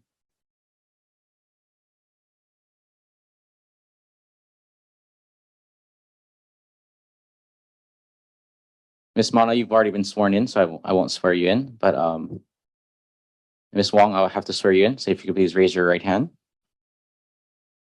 Is this on? Yeah. And do you swear or affirm to tell the truth on this matter, not before the Windward Planning Commission? I do. Okay. If you could please state your name and where you reside. You have 3 minutes. Whoever wants to start. Thank you for your time. I'll take a moment of prayer for oneness with who you call upon as God. Thank you. As a divine woman, mother, and diplomat doing investigative mediation, Uttamatama Seva to ancestors, family, humanity, Guru Shishesha Parampara, Cosmos, Paramashiva, God, this Shivaratri. I do not understand, I do not consent, I do not accept, I do not acquiescence to contract offers and rebut all assumptions and presumptions of joinder. Is it intelligent to go into college debt slavery, to pledge allegiance to the bar, British accredited regency, British, which is conflict of interest to practice American law in America and American law in Hawaii Kingdom during occupation when laws of war apply? Legit question. History is not past as it seems. Boston Tea Party still raging on. Broken treaties are broken contracts. Force majeure is legal remedy for this extended legal misunderstanding, making all contracts null and void since January 17, 1893. In court, force majeure is very successful. Most here are not at court witnessing land reclamation processes correcting defective title. There should be a Navy military JAG officer present today, actually and factually fully to protect those who identify as U.S. citizens and American nationals, and the U.S. to activate martial law to reflect Hawaii Kingdom, who has been since day one in honorable conduct in its Article 37 of the Hawaiian Constitution, which with additional direct order not to pick up arms. President Cleveland restored Hawaii Kingdom to Queen Liliuokalani in December 1893, mutually acknowledged. U.S. is choosing to remain in executing subjugation strategies, which is executing slow genocide methods through agents, which include this board. State of Hawaii has a Duns and Bradstreet number corporation operating. The front door of the police commission clearly state it operates under the color of authority, which is assumptions, presumptions, acting, which is not law. I recommend cease and desist because war crimes is a legally declared war zone recognized by the UN in official documents. Proceeding as war crimes. All birth certificates do not and did not have a licensed Securities and Exchange and Insurance officer. No full disclosure or prospectus given, making it fraudulent. Fraudulently acquired by mothers under duress and medication in a major medical emergency procedure. Continuing this de facto operation is documented war crimes. Thank you. Thank you for your testimony. Aloha, Nityanandam.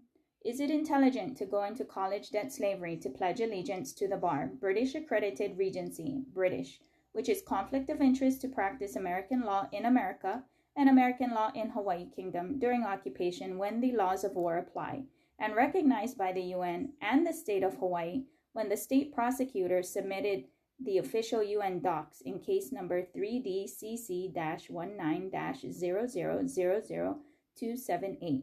History is not past as it may seem. The Boston Tea Party is still raging on. I have been living food donation only, not for trade, empowered to do so due to my family's sacrifices and blessing me what they can so I can do investigative mediation work and extensive research. Being 100% Pono by not participating in American infrastructural vehicles of invasion such as 501c3s and banking, walking exclusively on the spiritual side. Now that I feel I am ready to take things to the next level legally, which requires unprecedented support, please consider being a flash mob gift giver, blessing me each step of the way, joining the Hukilau Legal Luau. Thank you. Aloha. Imua. Anyone who wants to be world leader, the first quality, stop taking sides. Second quality, stop declaring anyone as your enemy openly or inside strategically. Third quality, don't be neutral, means non-involved. No, a world leader should not be neutral and non-involved. Fourth important quality, we need world to exist till human beings discover the great truths revealed in Veda Agamas and find a way to travel up and down to vertical time zones, other worlds. We should learn to get involved with only focus of conflict resolution. Join Paramashiva Ham and manifest leadership consciousness.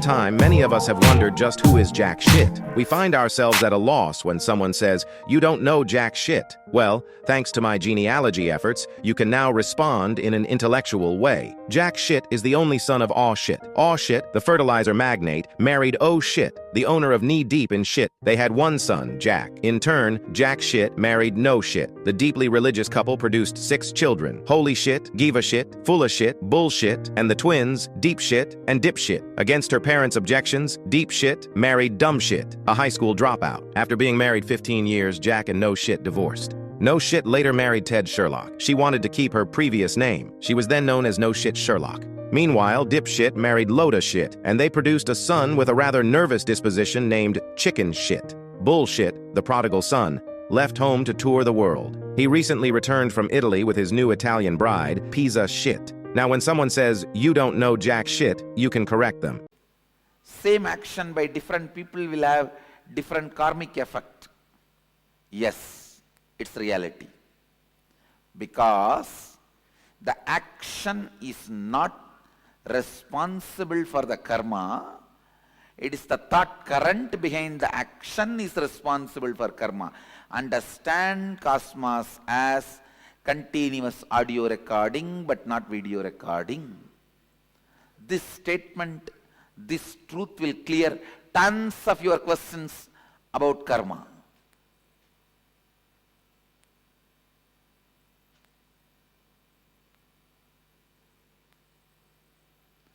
In video recording, visuals are always new. In audio recording, it is always a single flow. Please understand.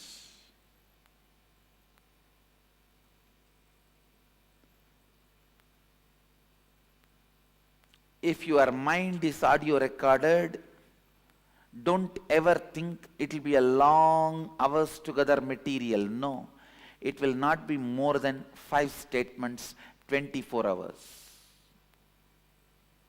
The same 5 statements is getting repeated in the old stupid gramophone record in different ways of getting stuck.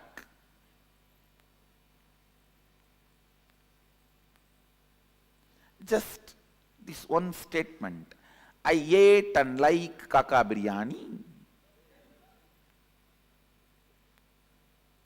I ate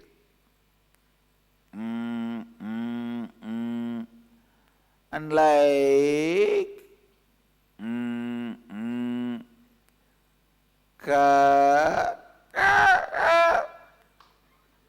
biryani. Maybe next time. I ate and like kaka biryani. Maybe the third time. I ate and like kaka biryani. I ate and like kaka biryani.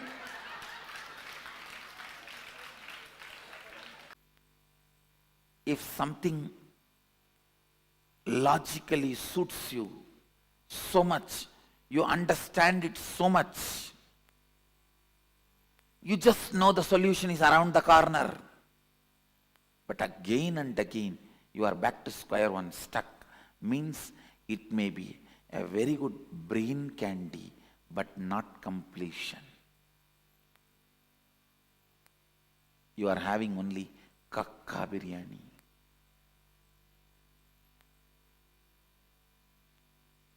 I'll popularize this word. If you don't understand the word kakka biryani,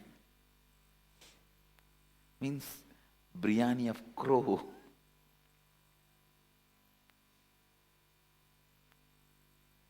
Crow biryani. Understand? Don't be fooled. Don't be cheated. Just because it logically entertains you, convinces you, you cherish it, you enjoy it, you heard from a person whom you love, somebody charismatic, or read from a book very trustworthy, highly sold, bestseller.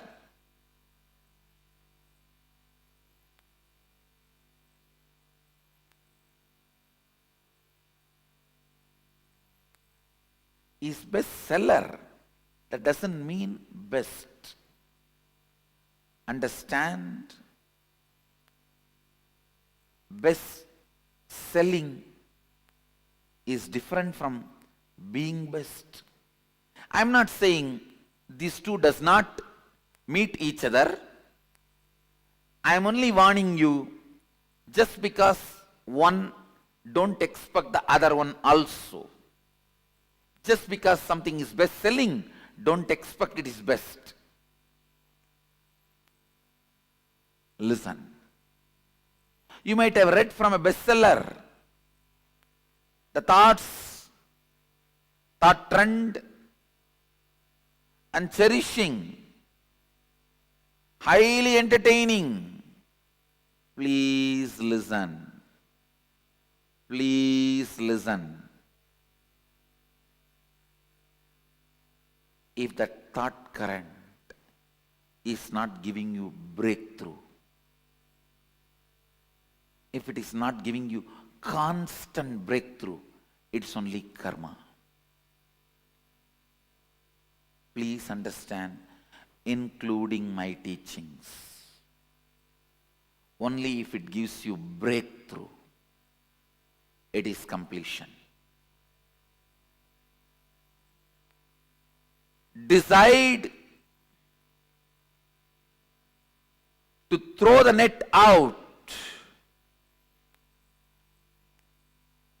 completely, not part by part.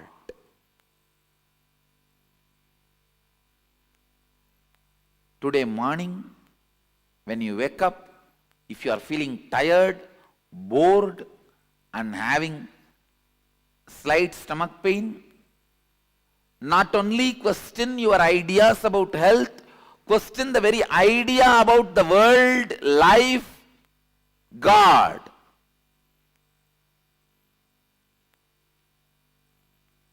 If you have a tooth pain and you want to get rid of it, you are not able to, question the very idea of God, very idea of world, very idea of you have. Don't just question the toothpaste you are using. Don't just question the brand of the medicine you are applying on your teeth. Understand?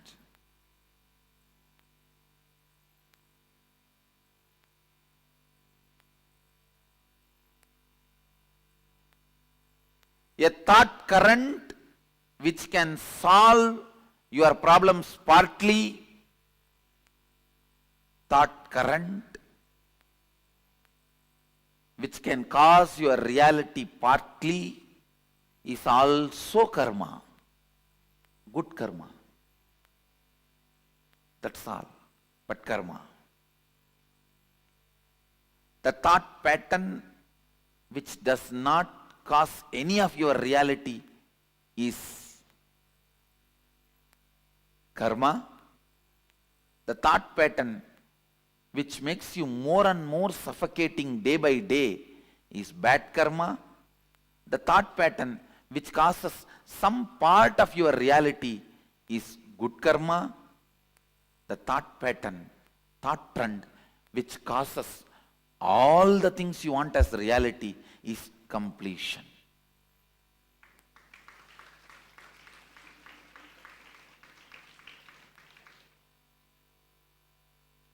Karma is the thought current in which you are stuck.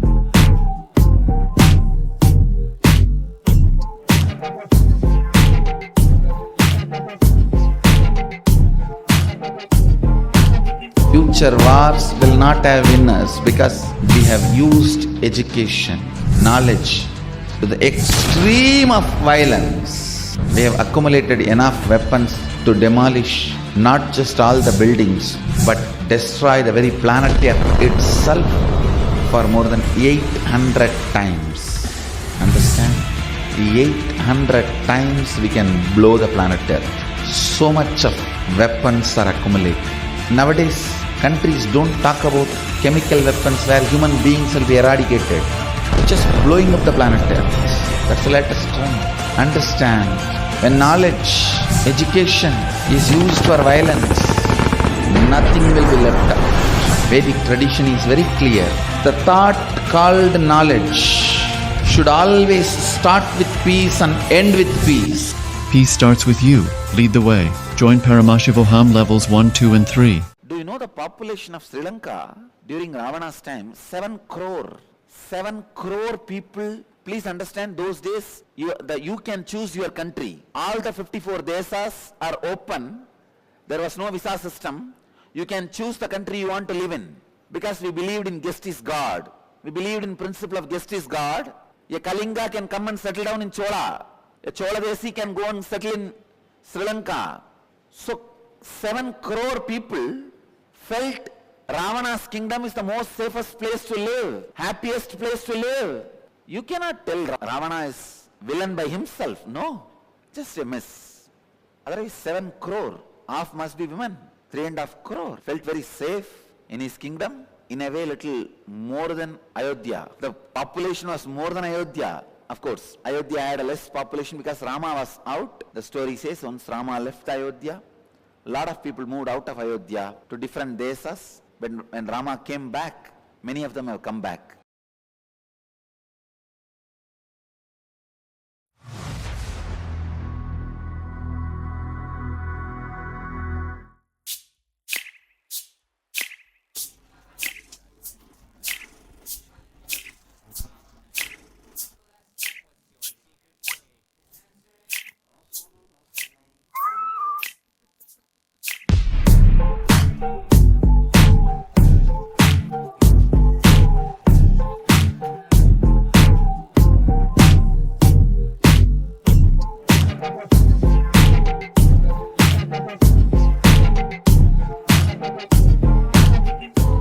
Only feminine energy can be given the word sacred. Have you ever heard sacred masculine? Only feminine energy can be given the title sacred, because when it is awakened, it does so much in your system. And it has nothing to do with your gender. That's the important thing. The gender, male or being female, nothing to do with it. Something to do with your inner quality. All the sacred things are looked as feminine in Vedic tradition. Whether it is sacred rivers or anything sacred is always looked as feminine. Ramakrishna again and again says the key to the Brahman, the enlightenment, is in the hands of Devi. Only if she opens the key, you can experience. Again says, the Kundalini in you, the Kula Kundalini in you is Devi. Only if she awakens in you, you will experience the highest consciousness. All religions has two parts. One, the spiritual fruit, and religious nut. The religious nut part is always in the masculine power, and it is masculine based. But the spiritual fruit part is always with the feminine worship, Devi worship. All spiritual groups, civilizations, has this mother worship, and that contribution, that mother worship, that very concept, that very truth is from Vedic civilization, Vedic tradition.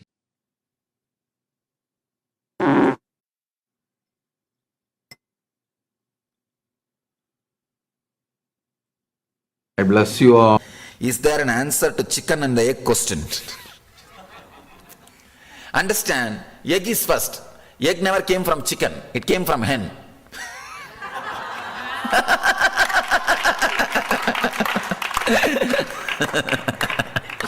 I answered. Family comes first. Family, so it's sort of like the chicken and the egg. Which came first, the egg or the chicken?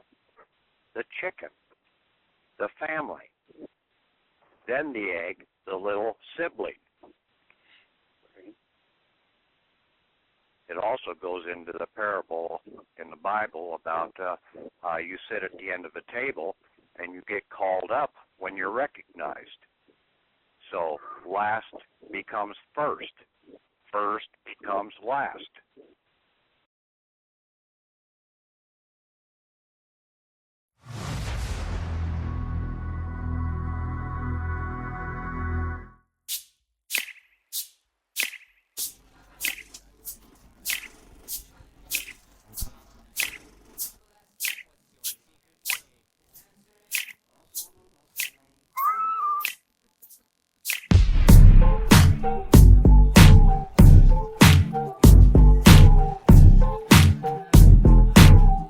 Another object lesson. Okay, so in our culture, inequality is the architecture and language is the blueprint. By examining the language we use, we can see why our culture is constructed the way that it is. This commenter writes, so what I'm hearing is that it's okay to let my 14-year-old daughter shake her ass for a bunch of grown men on TikTok. Even though the premise of this sentence is supposed to be a father taking care of his child, the syntax, the language choice, and the wording of the sentence reveals some deeply held cultural attitudes around women and girls. Let's let that sentence do a different kind of work and see how it goes.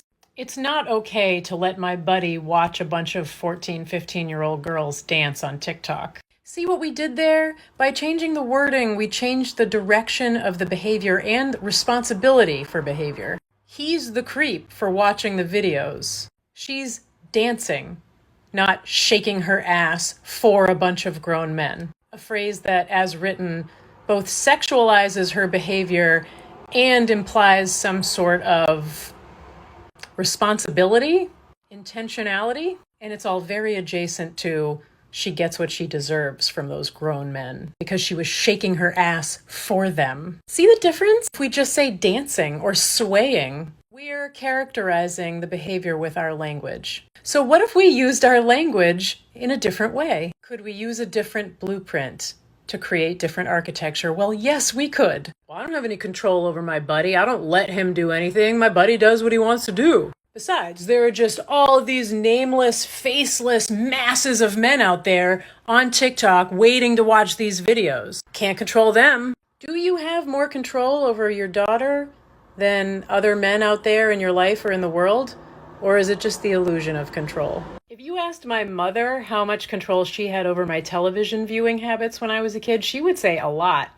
Except Mom didn't know that the VCR could record things when the TV was off, so I watched whatever the fuck I want and she never knew about it till I was an adult. And anyway, would you rather control your daughter or would you rather exercise some control over all the men out there who would sexualize and even harm her?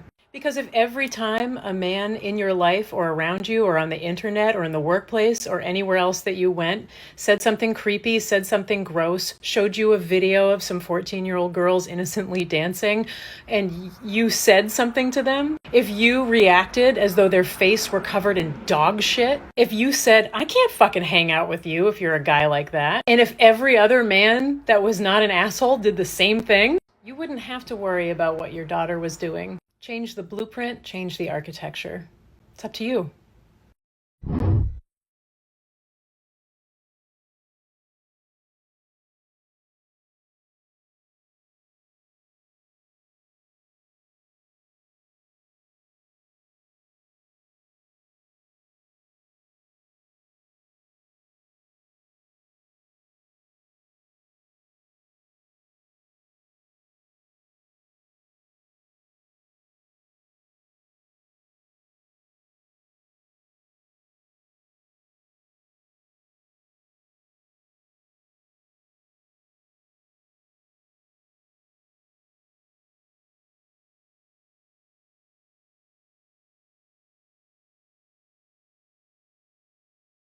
what is this job? And they say, okay, here's what we need you to do. We need you to make children know math. Wow. Do they want to know math? No, they don't want to know it. You need to make them know it against their will. Who are these children? Just whatever kids live near the building.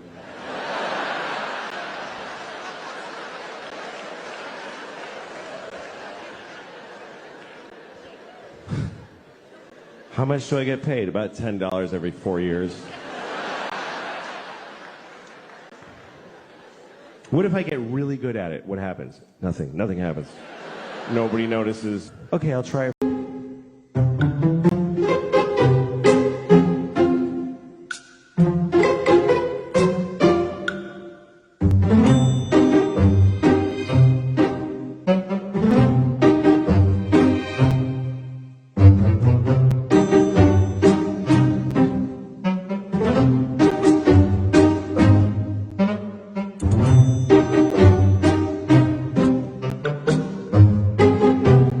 People always ask, isn't it too much? But I'm like, it'll never be enough. Never. It'll never be enough. Like never ever is never enough. And it will never be enough.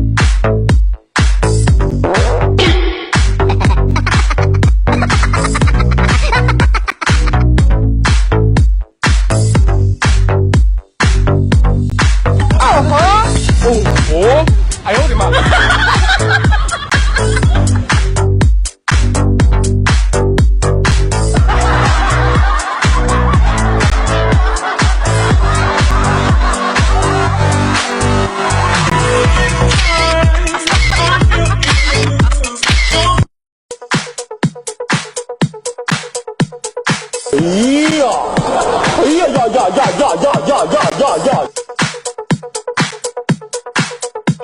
最后赚一个原因吗？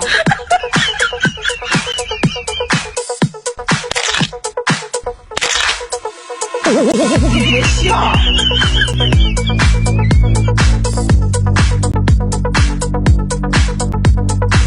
哎呦我的妈！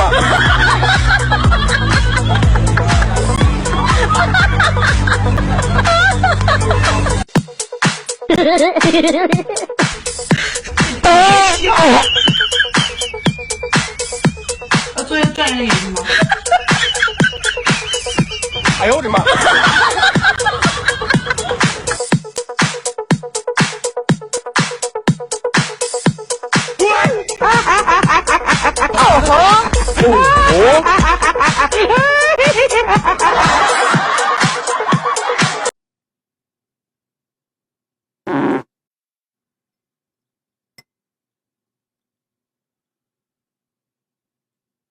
！I bless you all.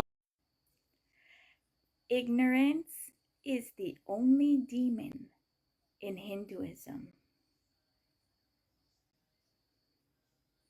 How else does Ma Kali slay all the demons without a drop of blood touching the ground?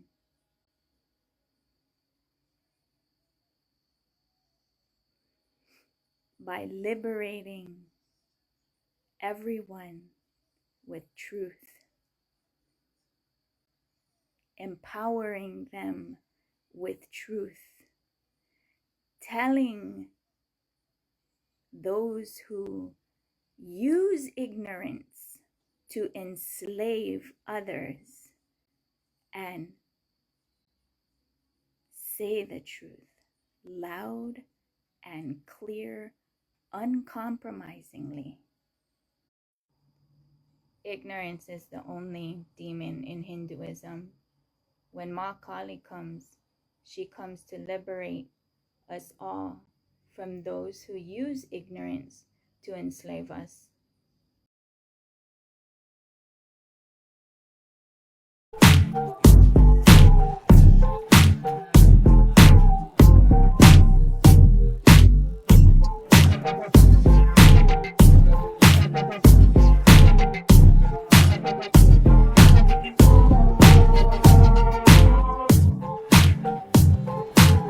The next question is from Dr. Shanti from Bangalore.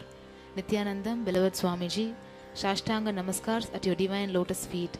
Can you please let us all know why majority women go through so much pain, anxiety and stress during birthing process through these most beautiful, cherishing and fulfilling moments in their life?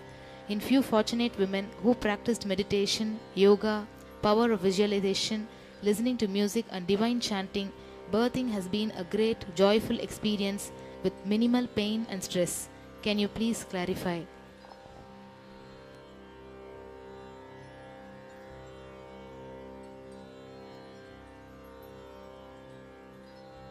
Human beings have the tendency to go through the pain and suffering even during the expansion.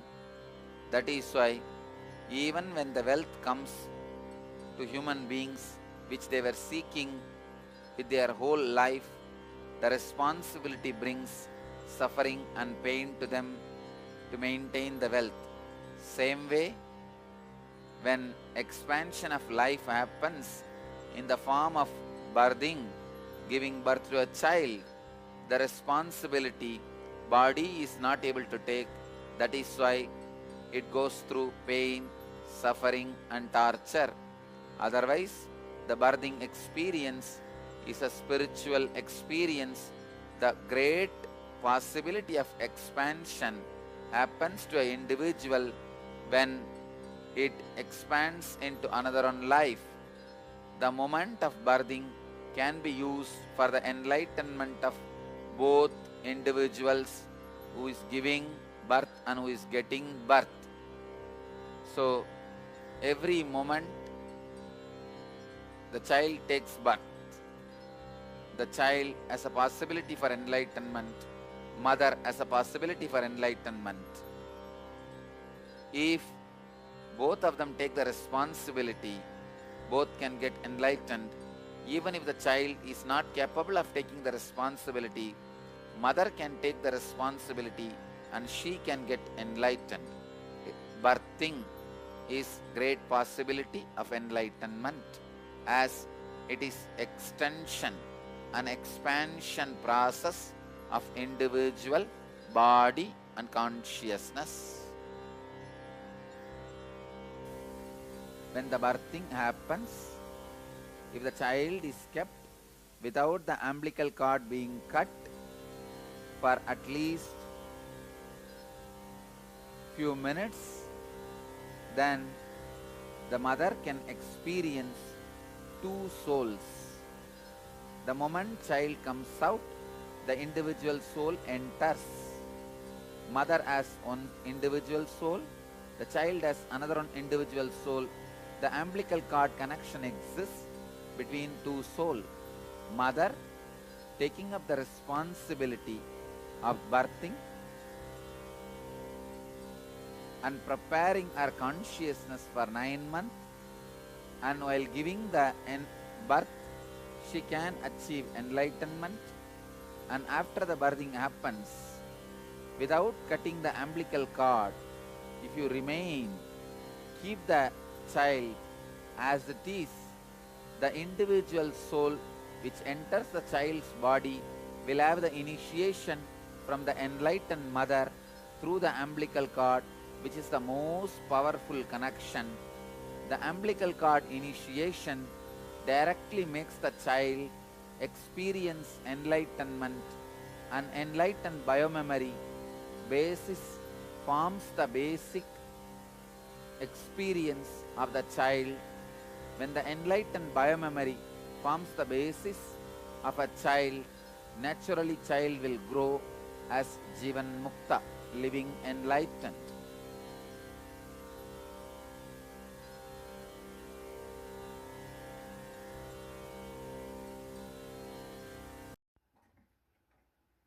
Nityananda Gurukul is the real Hogwarts. Kidnap yourself by yourself. Attend Paramashiva online spiritual retreat. You can only go Super Saiyan at Paramashiva. I'm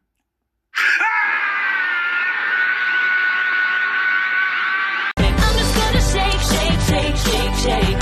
Shake it off, shake it off. Shake it off, shake it off. Shake it off, shake it off. Shake it off, shake it off. Shake it off, shake it off. Hey, hey, hey. Just think while you were getting down and out about the liars and the dirty, dirty cheats of the world, you could have been getting down to this sick beat. My ex-man bought his new girlfriend. She's like, oh my God, but I just want to shake into the fella over there with the hella good hair. Won't you come on over, baby? We can shake, shake, shake.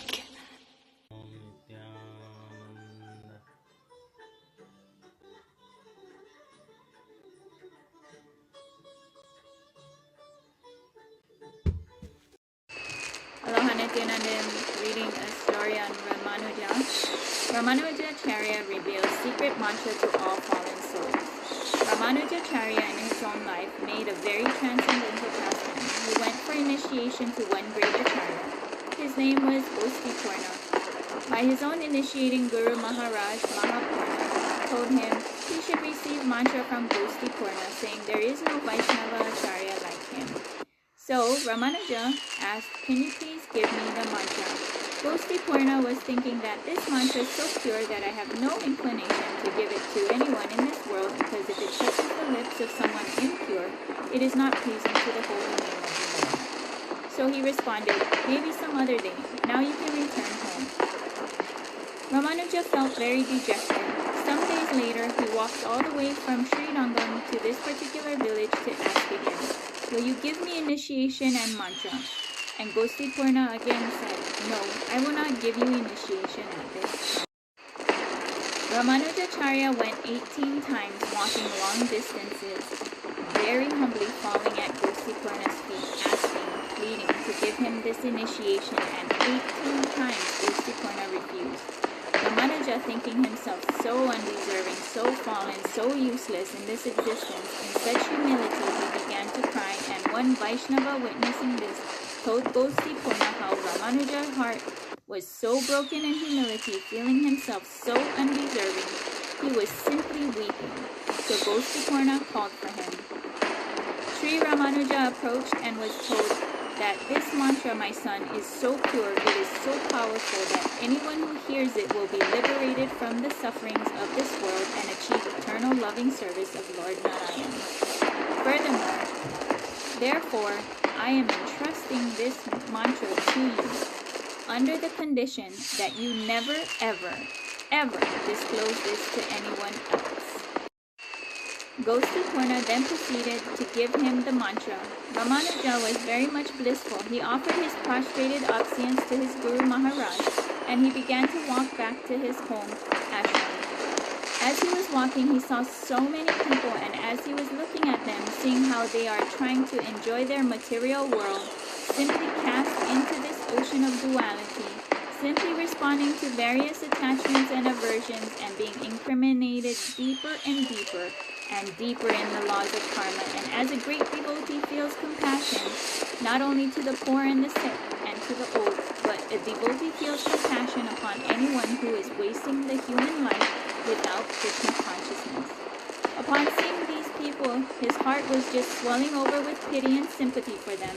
He announced very loudly that everyone come to the local temple, get everyone to come, because I am going to give freely a most precious jewel to each and every one. This spread throughout the village, and soon there were thousands and thousands and thousands of people gathered at the temple. Ramanuja climbed to the top of the temple where everyone could see him on the terrace, and he said to them, "You are all more dear to me than my very life.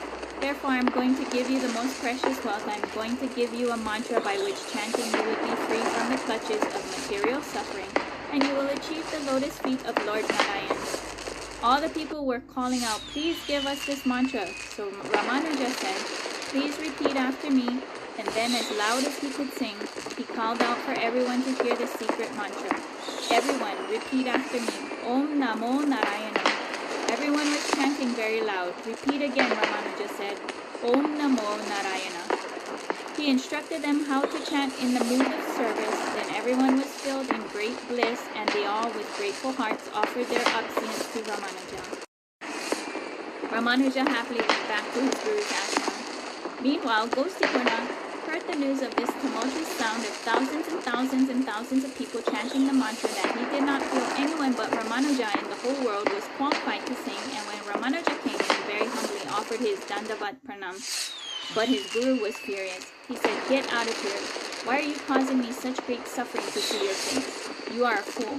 You are a rascal. You have disobeyed my order. Get out of here. For offending, committing this offense, you will have to spend lifetimes in hell."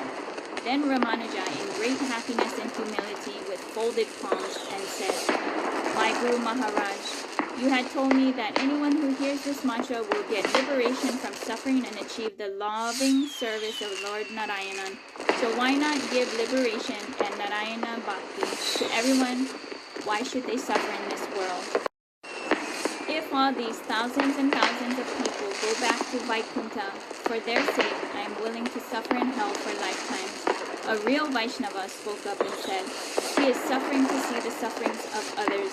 Paraduka Duki." When Gosipurna heard this, understood the compassion and selfless devotion of Ramanuja, he began to weep. With his own arms, he embraced Ramanuja and said that from this day you are my Guru. You are teaching me the true qualities of a devotee, compassion and selfless devotion. And Ramanujacharya fell at the feet of Gosipurna, and he said, "I am your eternal servant, servant of your servants, and it is only by your grace, by your mercy, that all these people have been delivered." So in this way, Ramanuja was actually willing to go to hell. He was willing to suffer endlessly, commit any offense, if it would help others to achieve Krishna consciousness. Actually, Ramanuja knew the heart of his spiritual master, and therefore he was willing to put aside all his attractions and aversions to serve the real heart of his Guru Maharaj.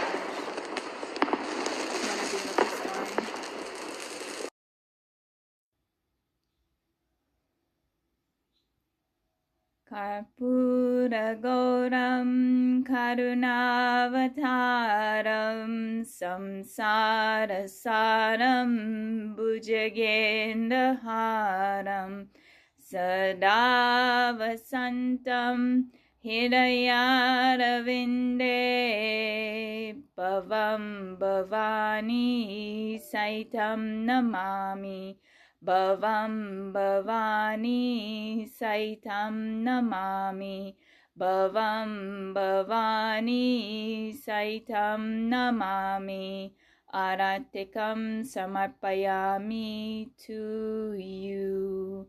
Aratikam Samarpayami to me. Aratikam Samarpayami to we.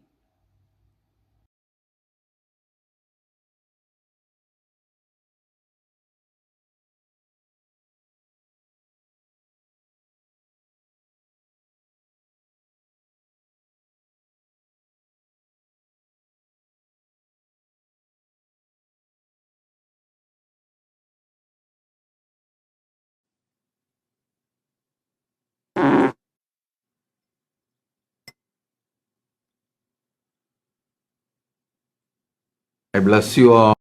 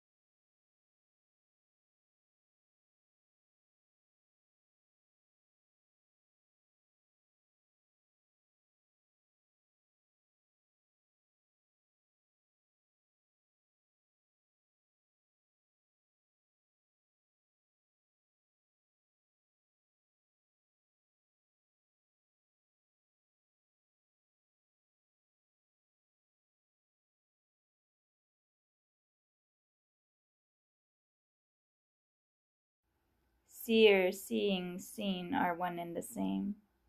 I'm watching you, watching me, watching you.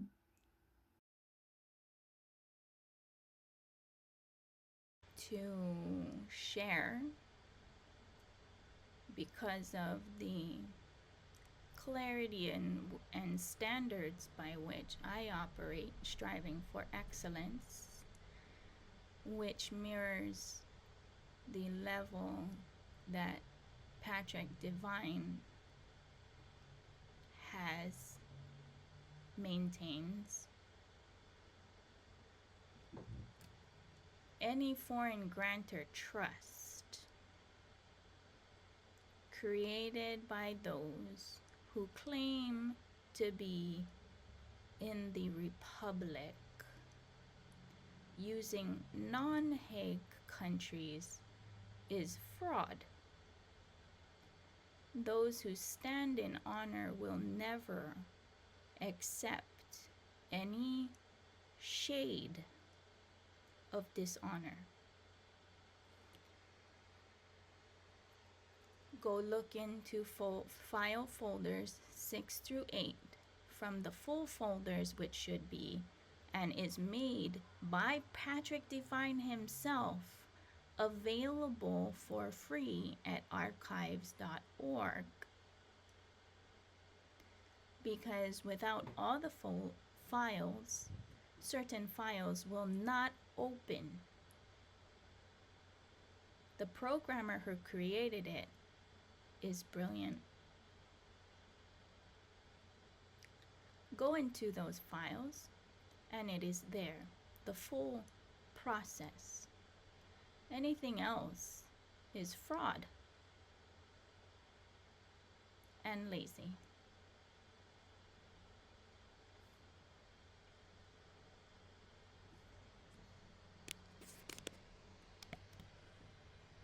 To strive in excellence and stand in honor. Just like I asked the question, at what percent is it not slavery? Full upfront disclosure, transparency is standing in honor.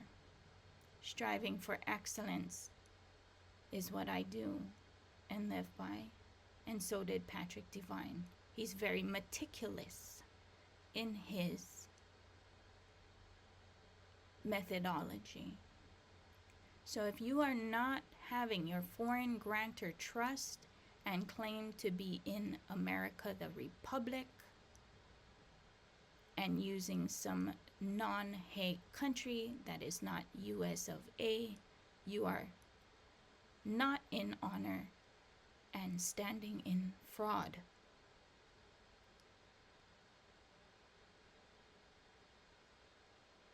I believe Patrick Divine uploaded the files and his calls in complete package at archive.org.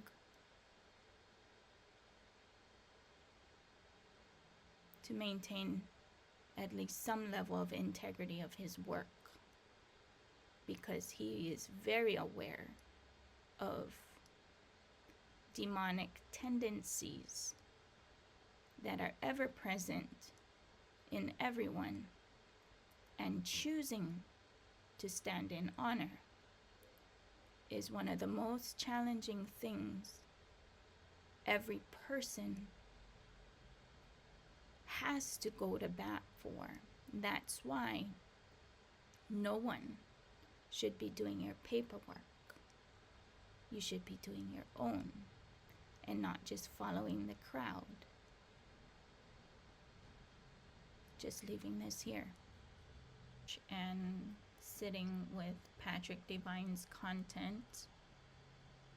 In the current time, it seems that only in America the Republic, when you correct your status, has individual self-governed sovereignty.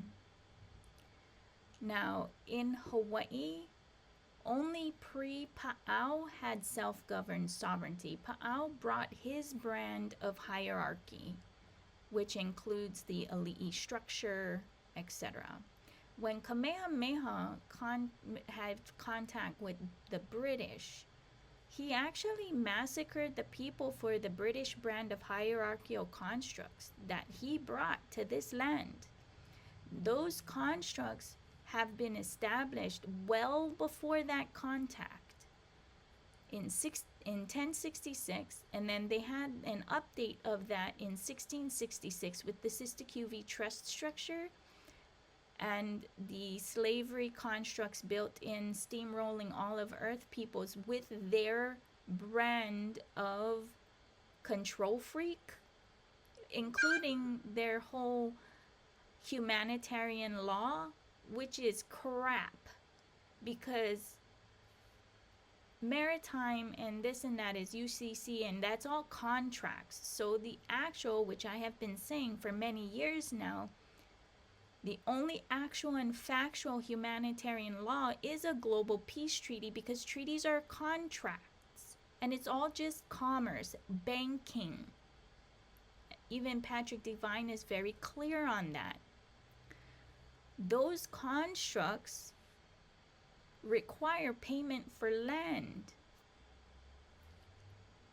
in whatever form. That's why I continually ask, at what percent is it not slavery? So in this modern day, from what I can gather in my research, which is only a snippet of what's out there, it seems because of the way that the charter and this and that and the Constitution, we the people own or have that nobility, and thus any other titles of nobility like judge and this and that is not American Republic constructs. Those are English British constructs. So again, I am pointing because I choose to strive for excellence that mirrors the level that Patrick Devine requires. And I'm just leaving this here. Brands of crayon scribbles compiled in books, which are subjective truths. There are many people who impose just one of those books in the infinite sea of thought currents upon the whole of the masses, which they would not do to those who live on Jupiter.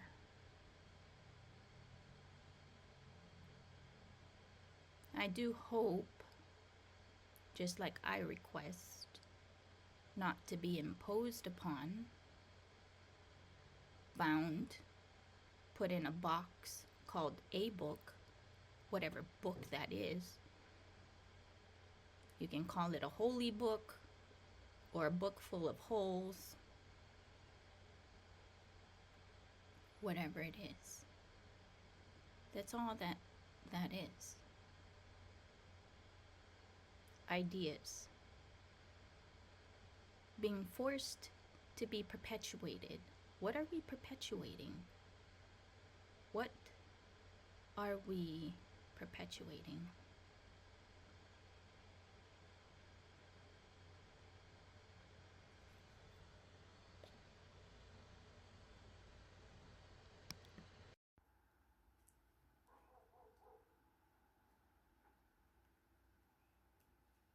You are your own Neo.